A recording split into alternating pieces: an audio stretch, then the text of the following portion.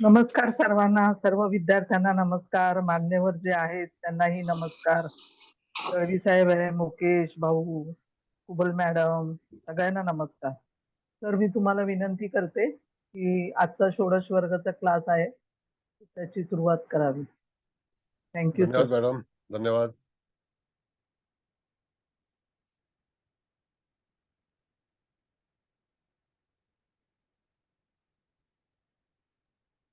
कुंडली कुठली आहे? ह्याची षोडश वर्गाची आहे ना मॅडम? पाठवले बघा, मुकेश भाऊ हे करणार आहे आता. नमस्कार सगळ्यांना, सगळ्यांचं स्वागत आहे. आपले आदरणीय सगळेजण त्याच्यामध्ये पहिल्यांदा चव्हाण मॅडमने स्वागत केलेलं आहे, तर त्यांचं सुद्धा स्वागत आहे. आणि इत्यादी जी मंडळी आहेत त्याच्यामध्ये दळवी साहेब आहेत, मुकेश भाऊ आहेत, देशमुख मॅडम आहेत, हळदरकर मॅडम आहेत, कुबल मॅडम आहेत, इत्यादी सर्व मान्यवरांचं स्वागत आहे. आणि आजचा अभ्यास वर्ग जो आहे तो त्या ह्याच्यामध्ये आपल्याला षोडश वर्गाचं जे काही चाललेला जे काही हे आहे कार्यक्रम, कार्यशाळा जी आहे त्याच्याबद्दल आज आपण 2 कुंडल्या घेणार आहोत. कारण का की गेल्या वेळेला आणि त्याच्या अगोदर सुद्धा ज्या कठीण कुंडल्या होत्या त्यासाठी आपण भरपूर वेळ दिला होता. आणि त्या ह्याच्यामध्ये जी काही आता काही कुंडल्या ज्या आहेत त्या सोप्या आहेत. म्हणजे त्यावेळेला त्याचा तिथे भावंडांच्या बाबतीमध्ये आपण विचार केला होता, पौत्र पौत्रादी ज्ञानांचा विचार केला होता. त्यावेळेला आपण अनेक विषय मांडले होते आणि सगळ्यांना कळलं असेल असा मी विचार करतो, अपेक्षा करतो. तर त्या ह्याच्यामध्ये आता आपण सुरुवात करूया. आणि पहिल्यांदा मुकेश भाऊ तारीख हे करा, तारीख काय आहे ते.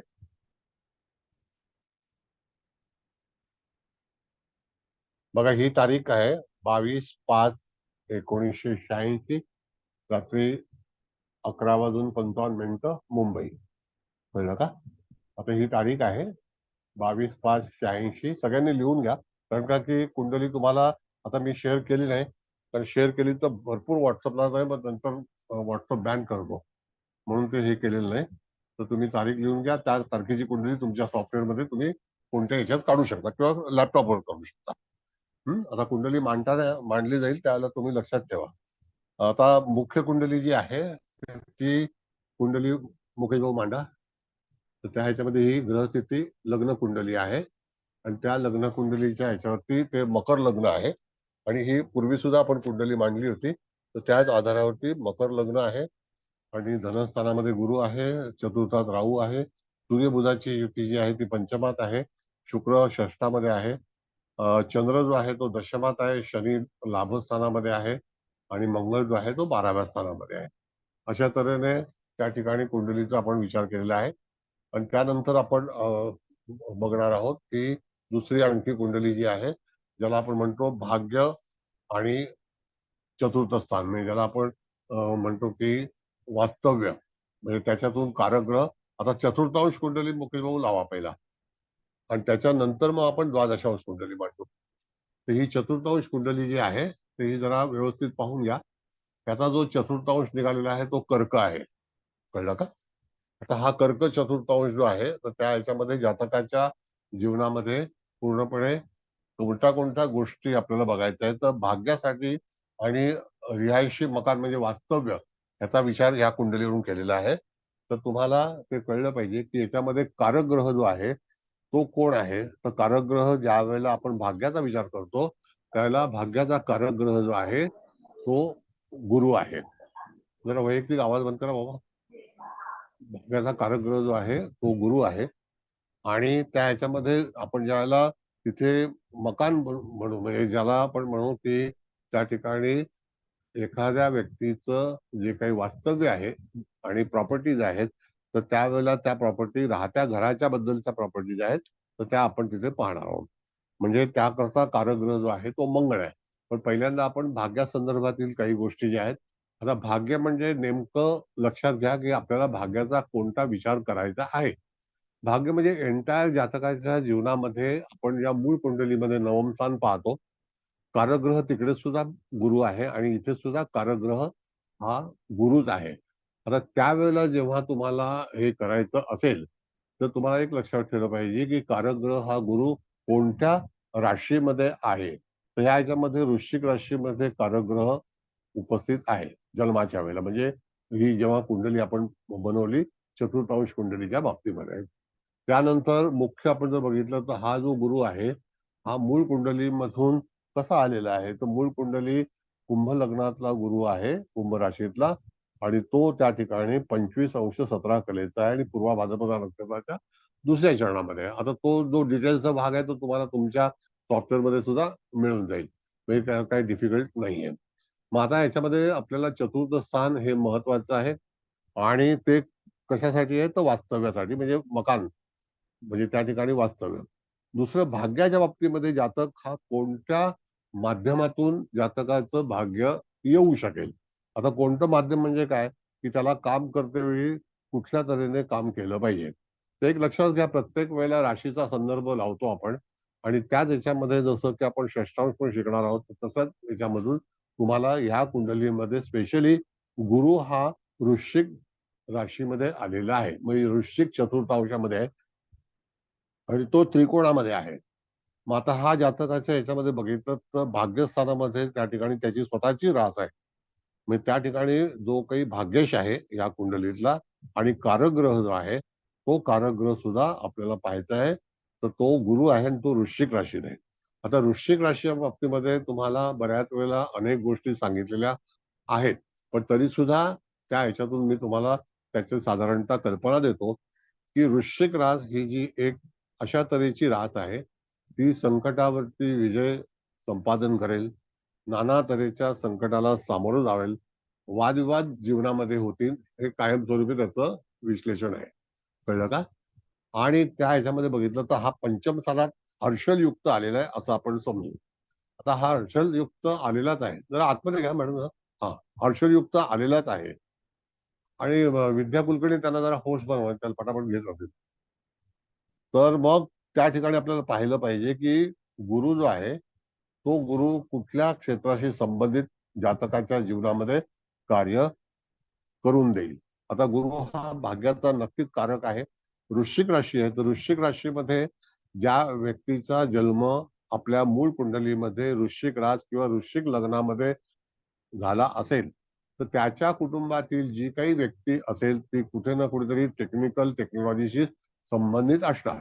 मग ते इलेक्ट्रॉनिक्स असो, इलेक्ट्रिक असो, मेकॅनिकल असो, ऑटोमोबाईल असो, अशा कुठल्याही याच्यामध्ये बघितलं तर तिथे त्याचा संबंध येणार, आणि गूढशास्त्राशी पण संबंध येतो.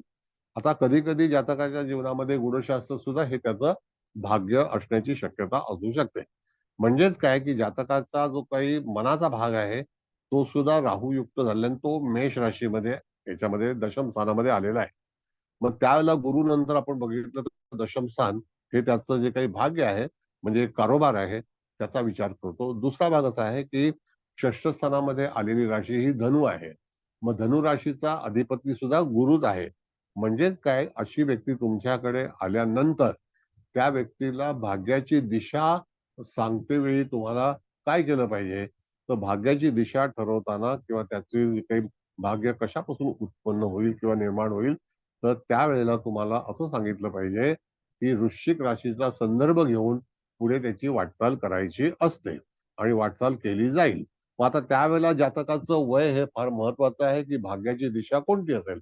आता हा 86चा जन्म आहे, म्हणजे बघा तुम्ही आता साधारणतः 37 वर्षाच्या जवळपासचा तिथे जातक झालेला आहे, 26 वर्ष 36 वर्षाचा. म्हणजेच काय की जातकाच्या जीवनामध्ये जेव्हा त्याचा जो काही भाग सांगितलेला आहे तर तो टेक्निकल टेक्नॉलॉजीमध्ये जर आपण त्याचा अधिपती बघितला तर तो मंगळ आहे. परत स्टेप बाय स्टेपच जायचं आपल्याला. बघा, पहिल्यांदा आपण वृश्चिकेतल्या गुरुचा विचार केला, त्यानंतर दशम स्थानातील असलेल्या चंद्राचा विचार केला, तो सुद्धा मंगळाच्याच राशीत आहे, आणि मग अशा वेळेला तुम्हाला मंगळाची निवड केली पाहिजे. आता जसं की मंगळ शुक्राची जी युती आलेली आहे चतुर्थांश कुंडलीमध्ये, याचा अर्थ जातकाच्या जीवनामध्ये मंगळ हा रिलेटेड, ज्याला आपण म्हणतो सायन्स जे असेल ते इलेक्ट्रॉनिक्सचा संदर्भ त्याच्यामध्ये दर्शवला जातो. कारण शुक्र हा जो आहे हा सॉफ्टवेअर आणि ज्याला आपण म्हणतो की अतिशय नाजूक काम जे असेल तर त्या नाजूक कामामध्ये तो त्या ठिकाणी पदार्पण करेल. आता इथपर्यंत लक्षात आलं का सगळ्यांच्या? जर कोणाच्या आलं नसेल तर विचारा, मग मी त्याच्यावरती तुम्हाला संदर्भ देतो, उत्तर देतो आणि विश्लेषण करतो. बोला.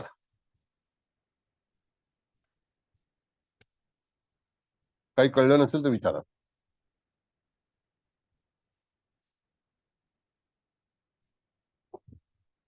नाही काय लक्षात आलं?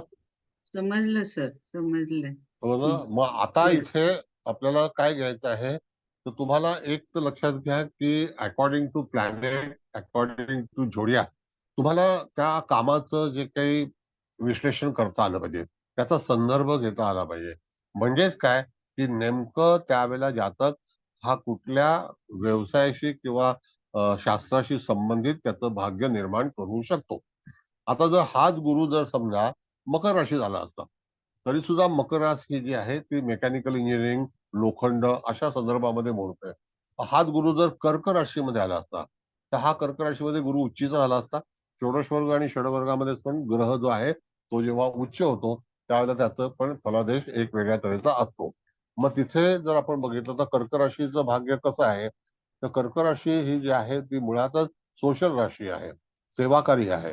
म्हणजे जातकाचं भाग्य त्या संदर्भामध्ये निर्माण होऊ शकतं असं आपल्याला सांगता आलं पाहिजे. तरी पुन्हा सांगतो मी तुम्हाला की जर जातकाचं भाग्य, परत सांगतो की जर व्यवसायाशी संबंधित असेल तरी सुद्धा जातकाचं हे भाग्यच आहे. शिक्षणाच्या संदर्भात असेल तरी सुद्धा जातक हा भाग्याकडेच वाटचाल करणारा असू शकेल. कळलं का? हो सर. बोला आणखी काही तुम्हाला इन्फॉर्मेशन हवी आहे का, सांगा.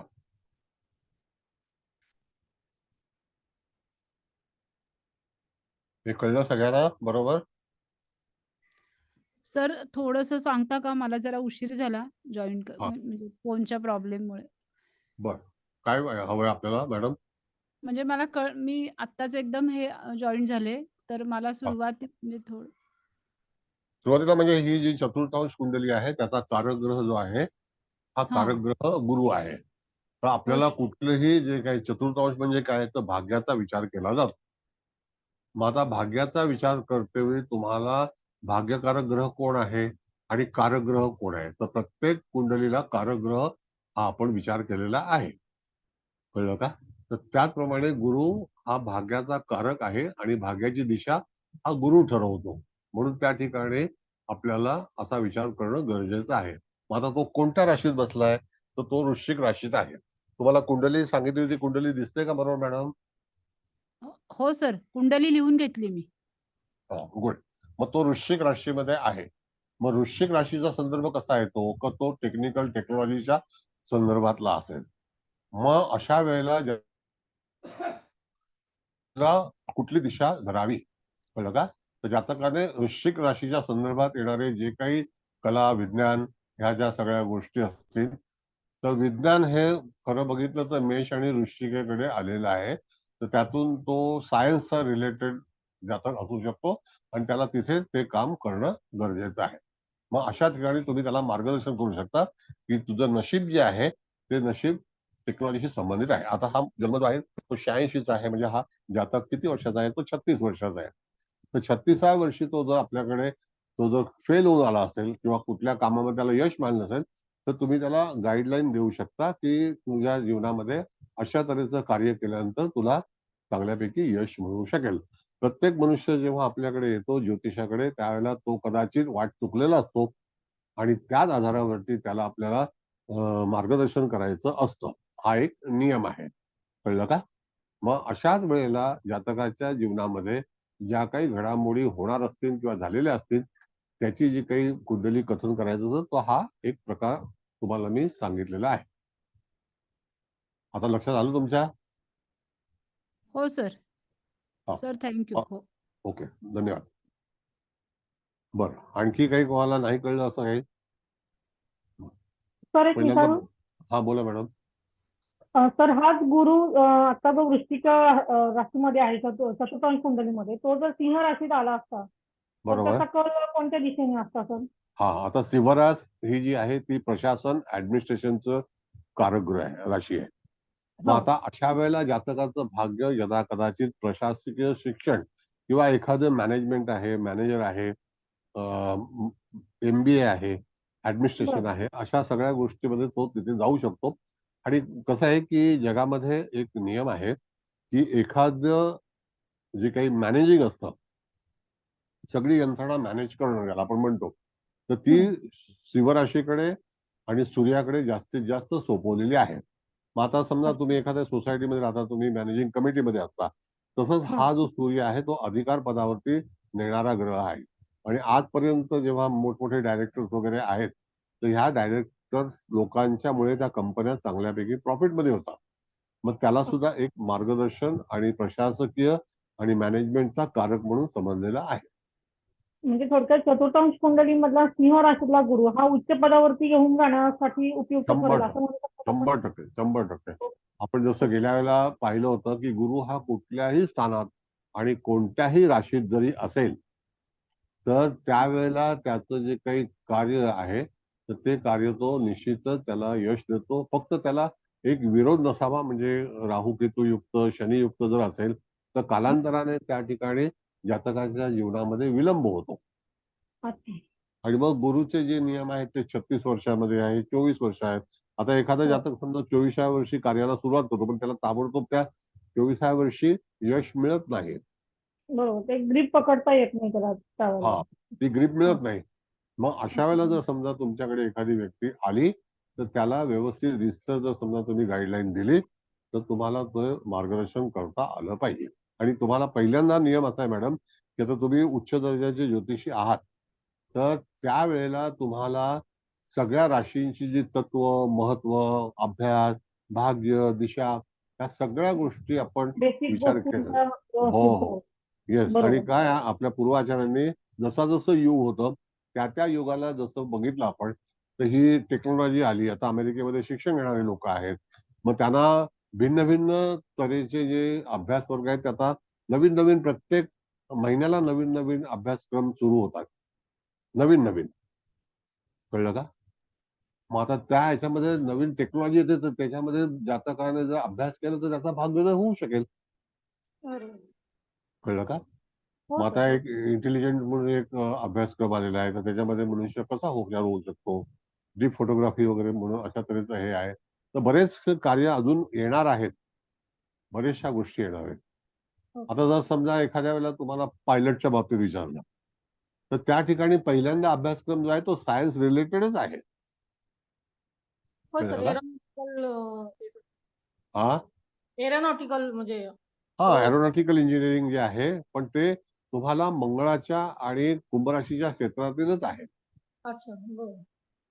म्हणजे स्पेसमध्ये जाण्यासाठी. आता जसं तुम्हाला सांगतो, पुढच्या वेळेला मी लेक्चर घेणार आहे, तर त्यावेळेला एक चावला म्हणून नावाची जी हे होती, तर ती नासामध्ये होती. कल्पना चावला. हो. हा. मग ती अंतराळामध्ये गेल्यानंतर तिथे तिचा मृत्यू झाला. तिचा जन्म 1962च्या दरम्यानचा होता. कळलं का? आणि होय. एका युनिव्हर्सिटीमध्ये तिचं संपूर्ण एक चांगल्यापैकी हॉल बांधलेला आहे, डेकोरेशन केलेलं आहे. तिचं वर्चस्व दाखवलं की आमच्याकडे शिकले, स्पेसमध्ये तिचा मृत्यू झाला, तिच्याबद्दल भरपूर कौतुक केलेलं आहे. मग अशा वेळेला सुद्धा तिथे त्या ठिकाणी स्पेसमध्ये जाण्यासाठी सुद्धा जे काही कुंभ राशीचा भाग आहे तो विचार केला जातो. कळलं का? बरं. Okay sir. धन्यवाद सर. धन्यवाद. बरं, आणखी काही? बरं, आता ह्या मुलाच्या बाबतीमध्ये स्पेशली आपण जर बघितलं, तर काय बघता येईल तुम्हाला? तर पहिल्यांदा त्याचं तत्व म्हणजे लग्न कुठलं आहे? कर्क लग्न आहे चतुर्थांश कुंडलीमध्ये. होय. म्हणजे जलतत्वाचा आहे. होय सर. गुरु सुद्धा जलतत्वामध्येच आहे. होय. बरोबर आहे. त्याच्यानंतर त्याची दृष्टी लग्नावर पण आहे आणि त्या ह्याच्यामध्ये तो भाग्यश आहे. दृष्टीपेक्षा काय माहितीये का, की तुम्हाला तो गुरु कोण आहे, तो भाग्यश आहे. कारग्रह कोण आहे, तो गुरु आहे. दशम स्थानामध्ये शुभग्रह चंद्र आहे, पण तो मेष चतुर्थांश मध्ये आहे. म्हणजेच काय, की तिथे भाग्या संदर्भातील दिशा जी आहे ती तुम्हाला टेक्निकल टेक्नॉलॉजीशी संदर्भातच असेल. आलं लक्षात? बरं. त्यानंतर आता इत्यादी ग्रह काय आहेत, तर मंगळ. मंगळ हा कोणासोबत आहे, तर शुक्रासोबत आहे. मग त्याला तुम्ही तो शुक्र चतुर्थेश आहे वगैरे असं करू नका. जेव्हा भाग्याच्या दिशेबद्दल आपण बोलत आहोत, त्याला मंगळ हा कुठल्या डिरेक्शनला घेऊन जातो माणसाला, तर टेक्निकल टेक्नॉलॉजी. जोपर्यंत मंगळ तुमचा बलवान नसेल तोपर्यंत साधं सायकलची पॅडल रिपेअर किंवा हे करणं सुद्धा तुम्हाला मंगळाच्या अखत्यारीतच आहे. म्हणजे सायकल पासून ते अगदी विमानापर्यंत जी काही टेक्नॉलॉजी आहे ती सुद्धा मंगळाकडे आहे. कळलं? बरं, आता आणखी दुसरा भाग असा आहे की ह्या व्यक्तीच्या कुंडलीमध्ये आज आपण थोडंसं हर्षल बद्दल विचार करू. ती बुध हर्षलची युती आहे याच्यामध्ये. तर हर्षल सुद्धा जो आहे तो संशोधन करणारा ग्रह आहे. मग त्याच्यातून जातक हा कदाचित एखाद्या गोष्टीमध्ये रिसर्च करण्याची शक्यता दर्शवली जाते. म्हणजे तो रिसर्च करू शकतो. कळलं का? काय वाटतं? संशोधन हे अतिशय महत्वाचा विषय आहे. तुम्ही जसं ज्योतिषमध्ये संशोधन करत आहात त्याच प्रकारे तुम्हाला इत्यादी कुठल्याही क्षेत्रामध्ये गेल्यानंतर नवीन नवीन प्रयोग करणं. संशोधन म्हणजे काय? प्रयोग करणं. मग त्या प्रयोगावरती आपण बघतो की युट्यूबला क्राफ्ट येतात, ते पण एक प्रयोग असतात आणि ते आपल्यापर्यंत पोहोचवले जातात. मग अशा वेळेला एखादी व्यक्ती एखाद्या गोष्टीची निर्मिती करते, मॅन्युफॅक्चरिंग करते, सजेशन देतं. जसं आता टेस्ला म्हणून नावाची इलेक्ट्रिकल कार आलेली आहे. मग त्यांनी केवढं मोठं वर्चस्व गाजवलेलं आहे आणि अख्ख्या जगाला ते इक्विपमेंट पुरवतात, मशिनरी पुरवतात, स्वतः कार बनवतात. तर अशा तऱ्हेने ते लोक जे सल्लागार आहेत तर अशाच कंपनीमध्ये किंवा अशा तऱ्हेची योजना करून जातक हा त्याच्यामध्ये पुढे जाऊ शकतो. सर म्हणून बोला. तर मी जरा एक विचारते. आता हा. आपण हर्षलचा संबंध आज लावत होतो, हा. पण हर्षल हा सिंह राशीत रवी बरोबर बसलेला आहे आणि आपण भाग्यांशाचा विचार करतोय चतुर्थांश कुंडलीमध्ये. हा. भाग्यांशाचा कार्यग्रह जर पंचमात बसला असेल हो. आणि पंचमाच्या राशीचा स्वामी पराक्रम स्थानात बसलेला आहे, तर हो. हर्षलचा संबंध आपण इथे का घ्यायचा. हा, घ्यायचं म्हणजे असं आहे की एखाद्या वेळेला समजा काही जे मॅनेजमेंट कंपन्या असतात हा तर त्याला पण एक नेतृत्व असं लागतं की त्याला विज्ञानाच्या शाखेमध्ये एक प्रकारे वर्चस्व असणं गरजेचं आहे किंवा मॅनेजमेंट करणं गरजेचं आहे. आता एखादी व्यक्तीचा समजा हर्षल जो सिंह राशीमध्ये आलेला आहे इथे, तर हा. त्यावेळेला तो सूर्ययुक्त आहे आणि सूर्य त्याच्याच राशीमध्ये आहे. होय याचा अर्थ जर समजा काही, आता तुम्हाला कल्पना आहे की बरेचसे कोर्सेस आहेत युनिव्हर्सिटी मधले, हा ते म्हणजे फक्त लेबरसाठी नाही आहेत. Labour is different part. होय पण त्या त्याच्यातून एखाद्या 100 माणसांवरती किंवा 1000 माणसाचं देखभाल करणं किंवा त्याची मॅनेजमेंट करणं हे सुद्धा एक प्रभावी रास आहे, ही शिवरास हा त्याच्या संदर्भात असू शकतो. म्हणजे हर्षलचा विचार असा आहे की हर्षलकडे ह्यूज काम आहे, मोठं काम आहे. हो आता जसं आपण बघितलं की एखाद्या कंपनीमध्ये, आता एअरलाईन्सची कंपनी आहे, त्याच्यामध्ये अख्खं विमान सांभाळणं किंवा सगळा काही जो काही मॅनेजमेंट आहे तो सुद्धा मॅनेजर्सकडेच येतो. हा मग ते जे काही विचार आहेत ते तुम्हाला त्या सिंह राशीकडून विचार आणि अशा अशा अनेकांना वेगवेगळ्या तऱ्हेच्या संधी जातकाला मिळत असतात. हा आणि म्हणून तर लोक आपली एक कंपनी सोडतात, दुसरीकडे जातात, तिसरीकडे जातात. आणि कसं आहे मॅडम की आज जगामध्ये प्रत्येक गोष्टीची गरज आहे. प्रत्येक कंपनीला चांगले सर्वंट पाहिजेत, मॅनेजर पाहिजे. जसं आता टाटा आहे, बजाज आहे, ह्यांच्याकडे सुद्धा फार मोठं काम आहे. तर त्यांना सुद्धा अशी शिक्षित माणसं पाहिजेत ना. मग आता जेव्हा आपण 1-1 कोटी रुपये फॉरेनला खर्च करतो तर त्याचा उद्देश काय असतो की आपल्याला चांगल्या कंपनीमध्ये चांगला अधिकार मिळावा, मॅनेजमेंट असावी, हा भाग आहे. मॅनेजमेंट शिवाय तुम्ही पुढे जाऊ शकत नाही एवढं निश्चित. दुसरा भाग आहे, तुम्ही तुमच्या संसारामध्ये पण एखादी मॅनेजमेंट करता आणि त्याच्यातून तुम्ही पुढे येता, एखादं काम करता. असे अनेक लोक मी पाहिलेले आहेत की ज्यांच्याकडे एक छोटासा व्यवसाय होता आणि ते लोक आज 10-10 हजार कोटी रुपयाच्या व्यवसायामध्ये गुंतलेले आहेत. त्याला कारण काय की त्यांची मॅनेजमेंट परफेक्ट होते. म्हणून तुम्हाला कुठल्याही परिस्थितीमध्ये तुमचं जे काही मॅनेजमेंट आहे त्याचं व्यवस्थित रचना करणं गरजेचं आहे. कळलं? अजून का मॅडम?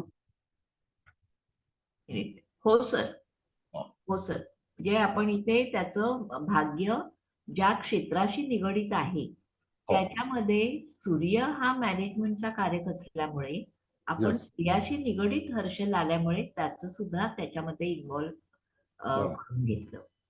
पण बृहस्पती जो गुरु आहे तो वृश्चिक राशीत आहे हे कधी विसरायचं, कारण तो कारग्रह आहे. होय. बरं, आता समजा हाच जर गुरु धनु राशीत असता, आता आपण विचार थोडासा पुढे जाऊन करू, हा तर त्यावेळेला गुरु हा फायनान्स आणि बँकिंगचा कारक आहे. हा तुम्हाला असं वाटत नाही का की बँकिंग मध्ये सुद्धा मॅनेजमेंट पाहिजे? होय. पाहिजे ना, पाहिजेच. म्युच्युअल फंड्स वगैरे जे आहेत, फंडिंग कंपन्या आहेत, हा तर त्यांना सुद्धा मॅनेजमेंट पाहिजे ना, की कंपनीचा ग्रोथ हा. झाला पाहिजे. होय. तर ती जी मॅनेजमेंट आहे ती गुरुकडे आहे, कारण का गुरु हा त्या कंपनीला फायदा मिळवून देणार आहे. हा म्हणजे गुरु हा जर चांगला त्या धनुराशीमध्ये, तर त्याला बँकिंग क्षेत्राशीच संबंधित काम येतं. काय येतं असं? कारण का की त्याच्याकडे जे आर्थिक व्यवहार आहेत ते गुरुकडे, संपूर्ण आर्थिक व्यवहार. बरं, समजा तुम्ही जर एखाद्या गोल्ड रिफायनरीमध्ये काम करत आहात, तर त्या ठिकाणी सुद्धा गुरुचाच वापर आहे. गुरु हा गोल्डचा कारग्रह आहे. होतोय. कळलं का? जे बिलियनर्स आहेत, ज्या ठिकाणी मोठं काम करतात, शेकडो कोटी रुपयाचं काम असतं, तर त्यावेळेला सुद्धा गुरुच काम करतो. असं आहे. हो सर, कळलं.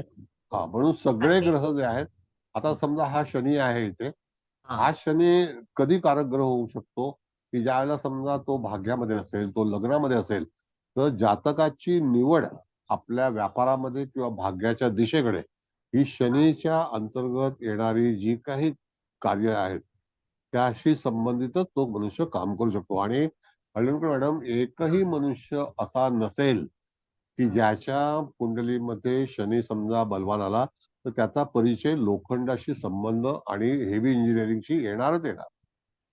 अच्छा. आता जसं आपण बघितलं तर रस्ते बांधणी हा हे जे आहे हे सुद्धा एक प्रकारचं कन्स्ट्रक्शन आहे. हो मग त्या कन्स्ट्रक्शन मध्ये तुम्हाला जसं आपण टॉवर कन्स्ट्रक्शन आहे तर ते मेटलमध्ये येतं, हा कळलं का? आणि रोड कन्स्ट्रक्शन हे सिमेंटमध्ये येतं. मग रोड कन्स्ट्रक्शनच्या आतमध्ये जे लागणारं मटेरियल किंवा यंत्रणा, मशिनरी ही शनीकडे येते. आता समृद्धी मोठा रस्ता बांधला हो तर त्याची मॅनेजमेंट कोणाकडे आहे? तर ती जी मॅनेजमेंट आहे ती शनीकडे आहे. कारण का एवढ्या 800 किलोमीटरचा रस्ता बांधणं काही खाऊ नाहीये. हो मग तशा तऱ्हेचे टेक्नॉलॉजिस्ट हे त्या ठिकाणी एकत्र येतात. एक लक्षात घ्या, तुम्ही सगळेजण आता आलेले आहात, आपण एकत्र आलेलो आहोत. त्याला कारण काय की आपलं नशीब हे गूढशास्त्राशी संबंधित आहे. हा म्हणून आपण या ठिकाणी हा विषय शिकण्याकरता एकत्र आलेलो आहोत. तर त्याला कारण काय की इथे राहू आणि शनी चंद्राचा समजा संबंध आला, राहू शनीचा संबंध आला, तरी सुद्धा जातक हा गूढशास्त्राशी संबंधित असण्याची शक्यता असू शकते. मग आपण कोणीही बघा, प्रत्येकाच्या कुंडलीमध्ये राहूचा निश्चितच सहभाग असेल. हो कळलं का? त्याशिवाय तुम्हाला ऑकल्ट सायन्स येणारच नाही. हे महत्वाचा विषय तो. बर, आणखी पुढे जाऊया. जर समजा या ठिकाणी आपल्याला बघायचं आहे, पहिल्यांदा आपण गुरुचा विचार केला कारण तो दिशादर्शक आहे. हा. त्याच्यानंतर हाच जर शनी लग्नी असता तर आपण इंजिनिअरिंगचा विचार केला असता. आता हा गुरु जर समजा गुरुशास्त्र आहे तो कदाचित त्या ह्याच्यामध्ये फार्मामध्ये पण जाऊ शकतो, केमिकलमध्ये पण जाऊ शकतो, कारण का वृश्चिक राशीमध्ये आहे. जसं आता फार्मामध्ये आपण लिक्विड पाहतो, किंवा त्या ठिकाणी जर आयुर्वेदिक पाहिलं तर आयुर्वेदिक हे सुद्धा गुरुकडे येतं. कळलं का? मग आयुर्वेद पण भरपूर, जसं रामदेव बाबा आयुर्वेदिकच आहे ना. माणसाला पैसे कुठे मिळत नाही असा भाग नाही, पण त्यांनी तो तसंच व्यवस्थित प्रयत्न केला तर निश्चितच तो श्रीमंत होऊ शकतो. त्यासाठी बेस तुमचा इम्पॉर्टंट आहे. 4 लोकांची तुम्ही चर्चा करून तुम्हाला तुमचं विचार करू शकता, तुमचं प्रॉफिट करू शकता, तुमचं भाग्य निश्चित करू शकता. ओके, आलं लक्षात? सर एक विचारू? हो सर. जरा वैयक्तिक त्यांचा आवाज बंद करा. मुकेश भाऊ, तुम्ही हात करे ऑल म्यूट करा आणि मग हे करा. हो हो सर, हो. बरं, केला बोला म्हणून. कुलकर्णी मॅडम, बोला. हा सर, मगाशी तुम्ही संशोधनाचा जो मुद्दा मांडलात तर त्यासाठी हर्षलचा उल्लेख केला, तसं ते मला समजलं नाही जरा थोडं. बघा, हर्षल हा ज्याला आपण म्हणतो की ज्याला दीर्घकाळ, ज्याला आपण म्हणतो की वेळ देऊ शकतो, हर्षलकडे पेशन्स भरपूर आहेत. आणि तो त्या मनाने जे काही आपल्याला आधुनिकता आहे, तर ते जे शास्त्र आहे ज्याला विज्ञान आपण म्हणू, त्या विज्ञानामध्ये तो निश्चितच यशस्वी होऊ शकतो. हर्षलची गरज कुठेशी आहे? आज आपण हर्षलचा विचार करत आहोत. तर एखाद्या व्यक्तीला समजा भाग्याकडे दिशा दर्शवायची असेल, तर हर्षल हा कोणत्या राशीत किंवा कुठल्या स्थानामध्ये आहे त्याबद्दलचा विचार करू शकतो. हर्षल हा सुद्धा जीवनामध्ये अतिशय वेगळी क्रांती घडवू शकेल. जे स्फोटक आहेत ते हर्षलकडे आहेत. ओके. पण सर जसं आता शिकायची वगैरे जी लागते ना संशोधनासाठी ती तर आपण शनीकडून बघतो ना सर, कारण नाही, दीर्घकालीन नाही, काम आलं ना नाही, नाही. संशोधनाचं. हर्षल हा एकांतामध्ये रिसर्च करणारा प्लॅनेट आहे. अच्छा. शनी हा श्रमिक आहे. आता कधी कधी बघा काही कॅन्सरवरती उपचार आहेत, काही आता कोविड झाला होता त्याच्यावरती जे उपचार आहेत त्याचं जे शोधून काढणे लस आहे, तर ह्या सगळ्या गोष्टी ना संशोधनाच्याकडे हर्षलकडे येतात. मग कुठल्याही तऱ्हेचं जसं आपल्याकडे पूर्वी विमानं नव्हती, मग नंतर फ्लाइंग सुरू झालं, कळलं का? हो. जेव्हा विमान बनलं एरोनॉटिकल बना किंवा एरोनॉटिकल हा सब्जेक्टच नंतर आलेला आहे, पण तत्पूर्वी हवेमध्ये उड्डाण घेणं त्याच्यानंतर एरोनॉटिकल सुरू झालं, म्हणजे स्पेशली ज्याला आपण म्हणतो कॉलेजमध्ये वगैरे. मग आपल्याकडे बरं. हिंदुस्थान एरोनॉटिक म्हणून जी कंपनी आहे ती सुरू झाली, कळलं का? अच्छा, म्हणजे आधुनिक संशोधन थोडक्यात आपण जे म्हणू ते हर्षलकडे हो आहे. हो हो, हर्षलकडे इच अँड अच्छा. एव्हरी ऍडव्हान्स ज्याला आपण म्हणतो फ्युचर बरं. ऍडव्हान्स, की पुढे काय होणार. आता जसं की मला सांगतो त्या 2000 साली तुम्ही लहान असाल, पण 2000 साली अशी एक मालिका यायची बियॉन्ड द 2000. 2000 सालानंतर विश्वामध्ये कोणती कोणती प्रगती होणार आहे, म्हणजे आजच्या 23 वर्षापूर्वी हे टीव्हीला दाखवलं जायचं बियॉन्ड 2000. बरं. ब्रिटानिया नावाची एक संस्था होती, त्या संस्थेमधून पुढचं फ्युचर जे आहे, जसं एरिक्सन नावाची एक टेलिकम्युनिकेशन कंपनी आहे, पण ती फक्त इक्विपमेंट बनवते विमानातले. मग हा बरं. सुद्धा शोध जो आहे तो हर्षलकडे आहे. हर्षलकडे आहे. ओके. येस. कारण आलं आज लक्षात. विमानाची तुम्हाला काय यंत्रणा जी म्हणायचं आहे, आलं लक्षात. हां. आता सॅटेलाइट बघा, सॅटेलाइट ही कल्पना कोणाकडे आहे? तर हर्षलकडे आहे. हर्षलकडे. हो. तिथे शनीचं काम नाहीये. एखाद्या आकाशामध्ये सॅटेलाइट स्थिरावणं, त्याला तिथे पोहोचवणं आणि तो सतत भ्रमंती करतो पृथ्वीभोवती, ही सगळी हां. टेक्नॉलॉजी खाली बसून जर त्या सॅटेलाइटला ऑपरेशन असेल तर ते हर्षलशिवाय होऊ शकणार नाही. त्याच्यामध्ये मंगळाचं काम नाही. अच्छा. बरं. कळलं का? मग तसंच हो सर, त्या आलं. ठिकाणी नासा आहे, हे सुद्धा हर्षल संदर्भातच आहे. नासा कितीतरी पिक्चर्स आपल्याला पाठवते, हो, हो, हो. नाही का? होय सर. मग त्या ह्याच्यावरून तुम्हाला कल्पना चावला बघितलं तर मी तुम्हाला मागे पण सांगितलं होतं, क नावाचं जे व्हायब्रेशन आहे ते नेहमी प्रसिद्ध होतं, प्रसिद्धीच्या झोतात असतं, लाईमलाईट मध्ये येतं. मग हो. तशीच कल्पना चावला पण 1962 साली जन्माला आली आणि त्यावेळेला तिचा अपघाती मृत्यू झाला. तिच्या कुंडलीमध्ये रवी बुध गुरु हे तिघही एकच, नाही, मंगळ बुध गुरु तिन्ही एकाच राशीमध्ये होते. हो. कळलं का? असं हो आहे. सर, मग आलं. असा विचार. कळलं? हो सर. धन्यवाद ओके, सर. फाईन. सर आणखी नमस्ते. कोणाला? नमस्ते, नमस्ते, बोला. ओमप्रकाश सांगोळे बोलतोय. सर रिसर्च किंवा गूढ विद्येचं स्थान म्हणजे अष्टम स्थान आणि प्रत्येक ग्रहाला 7वी दृष्टी आहे. तसा विचार केला तर हर्षल द्वितीय स्थानामध्ये आहे. त्यामुळं साहेब त्याच्या तुम्ही साहेब तुम्ही ऍडव्हान्स ज्योतिष शिकत आहात. आपला हा हो. वर्ग ऍडव्हान्स आहे, बेसिक नाहीये. आता तुम्हाला मी सांगतो, गुणशास्त्र मूळ पत्रिकेवरती मगाशी मी सांगितलं, राहू चंद्राची युती किंवा राहूचा संदर्भ एखाद्या ग्रहाशी आला तर तुम्ही गुणशास्त्राशी संबंधित असू शकता. आणि तुम्ही सुद्धा ज्योतिष शिकत आहात, त्याला कारण काय आहे? तुमच्या पण पत्रिकेमध्ये कनेक्टेड राहू आणि केतूशी एखादा ग्रह युतीमध्ये असेल तरच तुम्ही त्या शास्त्राशी संबंधित असू शकता. ओके. आता ही पत्रिका जी आहे, हे भाग्य कशामुळे होईल? जसं की इथे प्रत्येक मनुष्य प्रोफेशनल नाहीये, इथे आवड म्हणून पण तो शिकत आहे. प्रत्येक मनुष्य दुकान उघडणार नाहीये, कळलं? ह्या विद्यार्थी याच्यामध्ये तुमच्या कुंडलीमध्ये तसा योग आहे का? तो मूळ कुंडलीमध्ये पाहता आला पाहिजे, असणं गरजेचं आहे. आहे का बघा. थँक्यू. कळलं तुम्हाला आता? हो सर. आहे का तुमच्या कुंडलीमध्ये? सर आहे की. मग हाच सारांश आहे. हं. म्हणून तो ऑकल्ट सायन्सचा कारग्रह आहे. ठीक आहे. बरं, पुढे आणखी काय? मग आता आपल्याला समजा जर इथे या ठिकाणी केतूचा विचार केला तर केतू हा इलेक्ट्रॉनिक्स क्षेत्राशी संबंधित आहे. आता इथे केतू उपयोगात येणार नाही, कारण कारकग्रह कोण आहे? तर गुरु आहे. पण हा केतू जर समजा त्या ठिकाणी आणखी इत्यादी ठिकाणी भाग्यात असता समजा, तर मग मनुष्य कुठल्या क्षेत्रामध्ये गेला असता? आता जसं की एखाद्या व्यक्तीच्या ह्याच्यामध्ये तुम्हाला सांगितलं की मीन रास आणि धनुरास ही बँकिंगशी संबंधित, फायनान्सशी संबंधित आहे. मग त्याचा भाग्याचा विचार आपल्याला करायचा आहे. इथे शनी उपयोगाचा आहे का भाग्यासाठी? नाही. शनी अष्टमात आहे. कळलं? दशमेश म्हणून इथे मंगळाचा विचार केलेला आहे. तो कोणासोबत आहे म्हणून विचार केलेला आहे. भाग्यातला गुरु हा त्रिकोणामध्ये आहे म्हणून त्याचा विचार केलेला आहे. लग्नाचा पिंड जो आहे तो कर्क आहे, मग त्याची आवड कुठे असेल? तो सोशल सर्व्हिसमध्ये. आणि त्याचा चंद्र कुठेशी आहे? तर राहुयुक्त दशमात आहे. मग तो गुणशास्त्राचा अभ्यासक पण असू शकतो आणि व्यावसायिक पण असू शकतो. कळलं का? आणि मुख्य मेष राशी आहे ती टेक्निकलच आहे. आज तुम्हाला कुठलीही व्यक्ती मंगळाशिवाय बेसिक टेक्नॉलॉजीकडे जावंच लागेल. म्हणजे मंगळाशिवाय जाऊ शकणार नाही तुम्ही.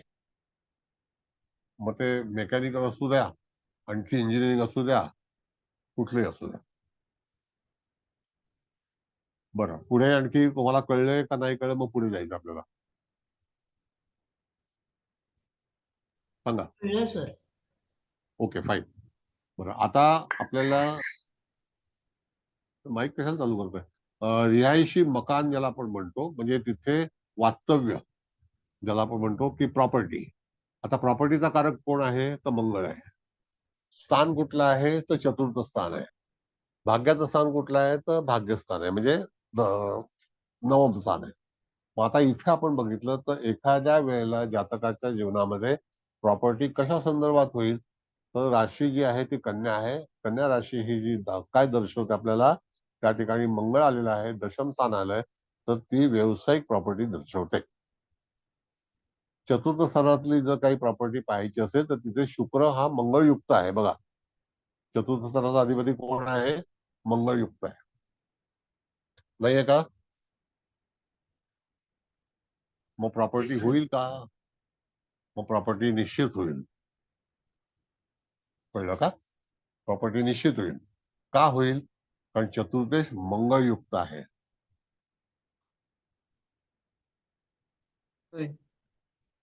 नाही का? मग प्रॉपर्टी कशा संदर्भात होईल? तर चतुर्थ स्थानाचा अधिपती शुक्र हा मंगळयुक्त असल्यामुळे जातक निश्चितच चांगल्यापैकी प्रॉपर्टीचा हे करेल, विचार करेल, बांधेल, त्याच्यातून यश मिळवेल. म्हणजे प्रॉपर्टीचा कारकच मेन मंगळ आहे. म्हणून प्रत्येक व्यक्तीच्या कुंडलीमध्ये मंगळाची अवस्था, राशी कोणती आहे त्या आधारावरती त्याच्या जीवनामध्ये प्रॉपर्टीचा निश्चितच चांगल्यापैकी लाभ मिळेल. मग आता प्रॉपर्टी देणारे ग्रह कुठले आहेत? तर वृश्चिक आणि मेष. तुम्ही जेव्हा जेव्हा कुंडलीमध्ये पाहाल, एक तर मंगळ वृश्चिक राशीला मूळ कुंडलीमध्ये पाहत असेल तरी सुद्धा जातकाच्या जीवनामध्ये प्रॉपर्टीमध्ये राहण्याचं म्हणजे राहण्याचं जे काही भाग्य आहे ते निर्माण होतं. बघा, अवश्य बघा, मेषेतला मंगळ, वृश्चिकेतला मंगळ हा प्रॉपर्टीची क्रेज आहे आणि तो मिळवणारच. मग तशाच प्रकारे चतुर्थांश कुंडलीचा विचार केल्यानंतर चतुर्थाधिपती आणि कारकग्रह मंगळ हा युतीत आहे का हे पहा. आहे का? आहे. बरं, आता जर समजा तुमच्याकडे एखादी व्यक्ती आली आहे, येणार आहे, तर त्यावेळेला त्याचं गोचर सुद्धा याच्यातून पाहता आलं पाहिजे. आता गोचर कसं पाहणार? शेवटी लग्न कुंडली जी मकरेची आहे त्याच्याशी संदर्भातच इथे गोचर निर्माण होईल. त्यावेळेला आपल्याला कसं करायचं हे लक्षात घ्या. शेवटी हे जे चतुर्थ स्थान बनलेलं आहे हे लग्न जे मकर आहे त्याच्यावरूनच बनलेलं आहे. कळलं का? आणि चतुर्थामध्ये येणारी रास मूळ कुंडलीतली मेष आहे. परत ऐका, कळलं नसेल तर अवश्य विचारा, हलगर्जीपणा करू नका. मग त्यावेळेला चतुर्थाधिपती मूळ कुंडलीतील गोचरीचा ग्रह जो मेजर प्लॅनेट आहे, आता आपल्याकडे जातक आलाय तर त्याचं काम चतुर्था संदर्भात होताना तुम्हाला रवी ग्रह हा निश्चितच तिथून भ्रमण करणारा हवा, गुरु भ्रमण करणारा हवा गोचरीचा. तर त्याच्या संदर्भात तुमचं भाग्य तर सूर्य आणि गुरुवरती अवलंबून आहे, प्रॉपर्टी मंगळावरती अवलंबून आहे. आता मूळ कुंडलीमध्ये कन्या राशीमध्ये जेव्हा गुरुचं भ्रमण सुरू झालं असेल तर त्यावेळेला तुम्हाला लक्षात घ्या की इथे जातकाच्या कुंडलीमध्ये मूळ पत्रिकेत गुरु हा कुंभेला आहे की नाही, बरोबर? होय बघा, हा, आहे ना. हो आहे ना. सर. हा,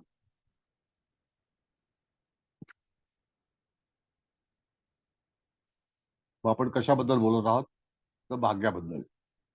मग त्यावेळेला गुरु हा भाग्यातून कधी जाईल तर एक नियम लक्षात घ्या.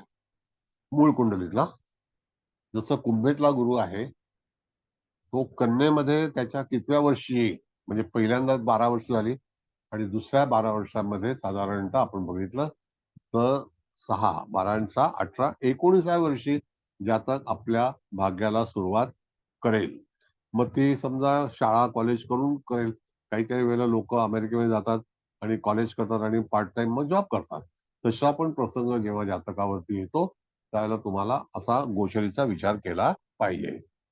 आता ऑक्टोबर महिना जो आहे तो कन्या राशीचा, सप्टेंबर महिना कन्या राशीचा आहे, ऑगस्ट महिना 15 तारखेनंतर सिंह राशीतला आहे. मग 15 सप्टेंबर नंतर कन्या राशीमध्ये सूर्य असेल, त्यावेळेला गुरु तिथून जाणार असेल, त्याच्या वेळेला वय काय असेल, तर वय असेल 19. का असेल 19? तर सिंह राशीमध्ये 18 वर्ष असेल, 12 वर्ष कुंभ राशीतलं असेल आणि मुळातला जो गुरु आहे तो 11 अंशात आहे. बघा किती अंशात आहे, ते प्रारब्ध आहे ते घ्या. हा. सुधारणे मग हा त्या प्रकार असले लोकांचा. हे आलंय ते भोगायचं आणि जायचं. जरा आवाज बंद करा शंकर साहेब. सर केला बंद. हा, मग आता ह्या ठिकाणी आपण गुरुचा विचार केला तर 19व्या वर्षी करायचा. मग जातक हा कार्याला सुरुवात करेल. त्यानंतर परत 24व्या वर्षी बघितलं तर कुंभेत येईल, बरोबर? त्याला भाग्याचा विचार करते तुम्हाला गोचर जेव्हा लावायचं असेल तर गोचरी संदर्भात आता निर्णय घ्यावा. आणखी कोणाला अडचण आहे गोचरीबद्दल?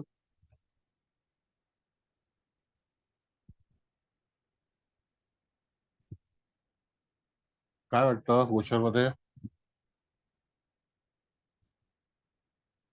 प्रॉब्लेम आहे का? परत सांगतो, कुंभेचा गुरु मूळ कुंडलीमध्ये आहे. मूळ कुंडलीच आपल्याला चतुर्थांश कुंडलीसाठी वापरायची आहे. तिथूनच ग्रह जो आहे तो स्थलांतर करतो किंवा त्याचा विचार आपण करतो. स्थलांतर म्हणजे काय की गोचर तिथून जाणार आहे त्यावेळेला पर्टिक्युलर त्या अंशामध्ये गुरु आल्यानंतर तो किती काळ राहील त्याचा विचार करणं गरजेचं आहे.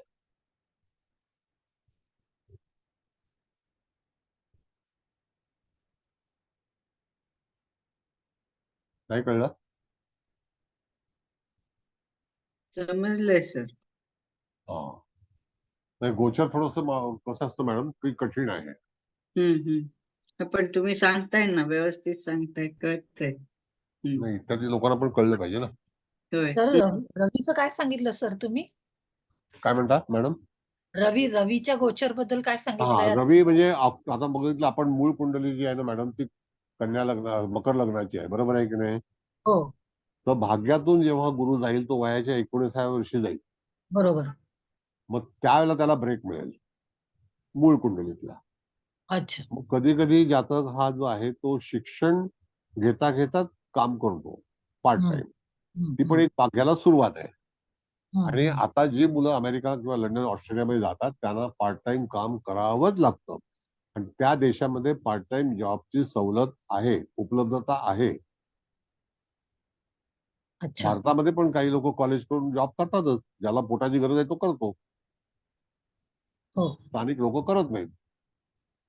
पण बाहेरगावून आलेला मनुष्य प्रगती का करतो? कारण त्याला पोटाची काळजी असते.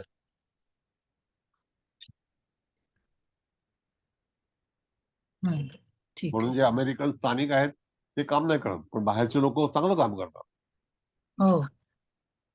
त्या दिवशी एक मी देशपांडे नावाच्या मुलाचा व्हिडिओ ऐकला. त्याने तो म्हणाला की मी हॉटेलमध्ये एका दिवसात 750 भांडी घासली. बापरे. त्यांनी कबूल केलं, तर मला ते करावंच लागलं.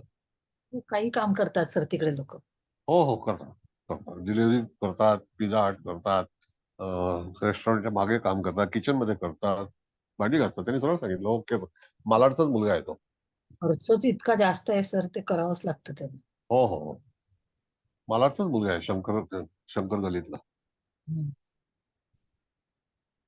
कबूल केलं त्यांनी ना, काम करावं लागतं. नाही, अशा तऱ्हेने तुम्हाला विचार पत्रिका सोडवली पाहिजे. आलं का? कळलं सर. पत्रिका सोडवताना हे सगळे नियम पालन केले पाहिजेत. नियम लक्षात ठेवणं गरजेचं आहे. आणि पहिल्यांदा त्याचा पिंड काय आहे त्याच्यातून निर्माण झालं. जसं मकर राशीतून निर्माण कर्क झाली. कळलं का? हो सर. हा भाग. आणखी इत्यादी कोणाला कळलेलं असेल तर विचारा. आता पुढे जायचं मग. बरोबर. वास्तव्य म्हणजे राहायच्या बाबतीमधला तुम्हाला प्रश्न कळला का? ग्रहस्थिती कळली का? घर होईल का असा प्रश्न असेल. कारग्रह मंगळ आहे. भाग्य होईल का? कारग्रह हा गुरु आहे. कारग्रहाला विसरायचं नाही. प्रत्येक व्यक्तीच्या जीवनामध्ये कारग्रह पत्रिकेमध्ये शोधता आला पाहिजे. कारग्रह तुम्ही जर शोधला नाही तर पुढे जाऊन तुम्हाला त्याचं उत्तर सापडणार नाही. ठीक आहे, झालं पूर्ण? सर एक प्रश्न आहे. हा बोला. किती घरं होतील? आता घर म्हणजे पहिला घर तर झालंच पाहिजे. आता काय समजा काय ते पॉलिटिशियन आहे 25 बंगले घेणारा, क्वांटिटी ऑफ हाऊसेस, असं काही नाही. तुम्हाला असं पैसे काय? असतील तर घर होईल. 6 म्हणू शकतो का? नाही 6 कशाला? 6 घरं काय काय कन्यादास म्हणून? हा, कन्या म्हणून. नाही नाही नाही, असं नाही. ते आउट ऑफ हे जाईल. ओके. राणे साहेब बोलताय ना तुम्ही? हो हो. नाही नाही, असं नाही. घर होईल म्हणजे होईल. आता काय गंमत आहे की काही लोकांची 25 पण घरं असतील, 200 एकर हो. असेल. बरोबर. आता जसं की आज दिल्लीमध्ये रेड पडली लालू प्रसादच्या मुलावरती. 150 कोटीचं घर आहे.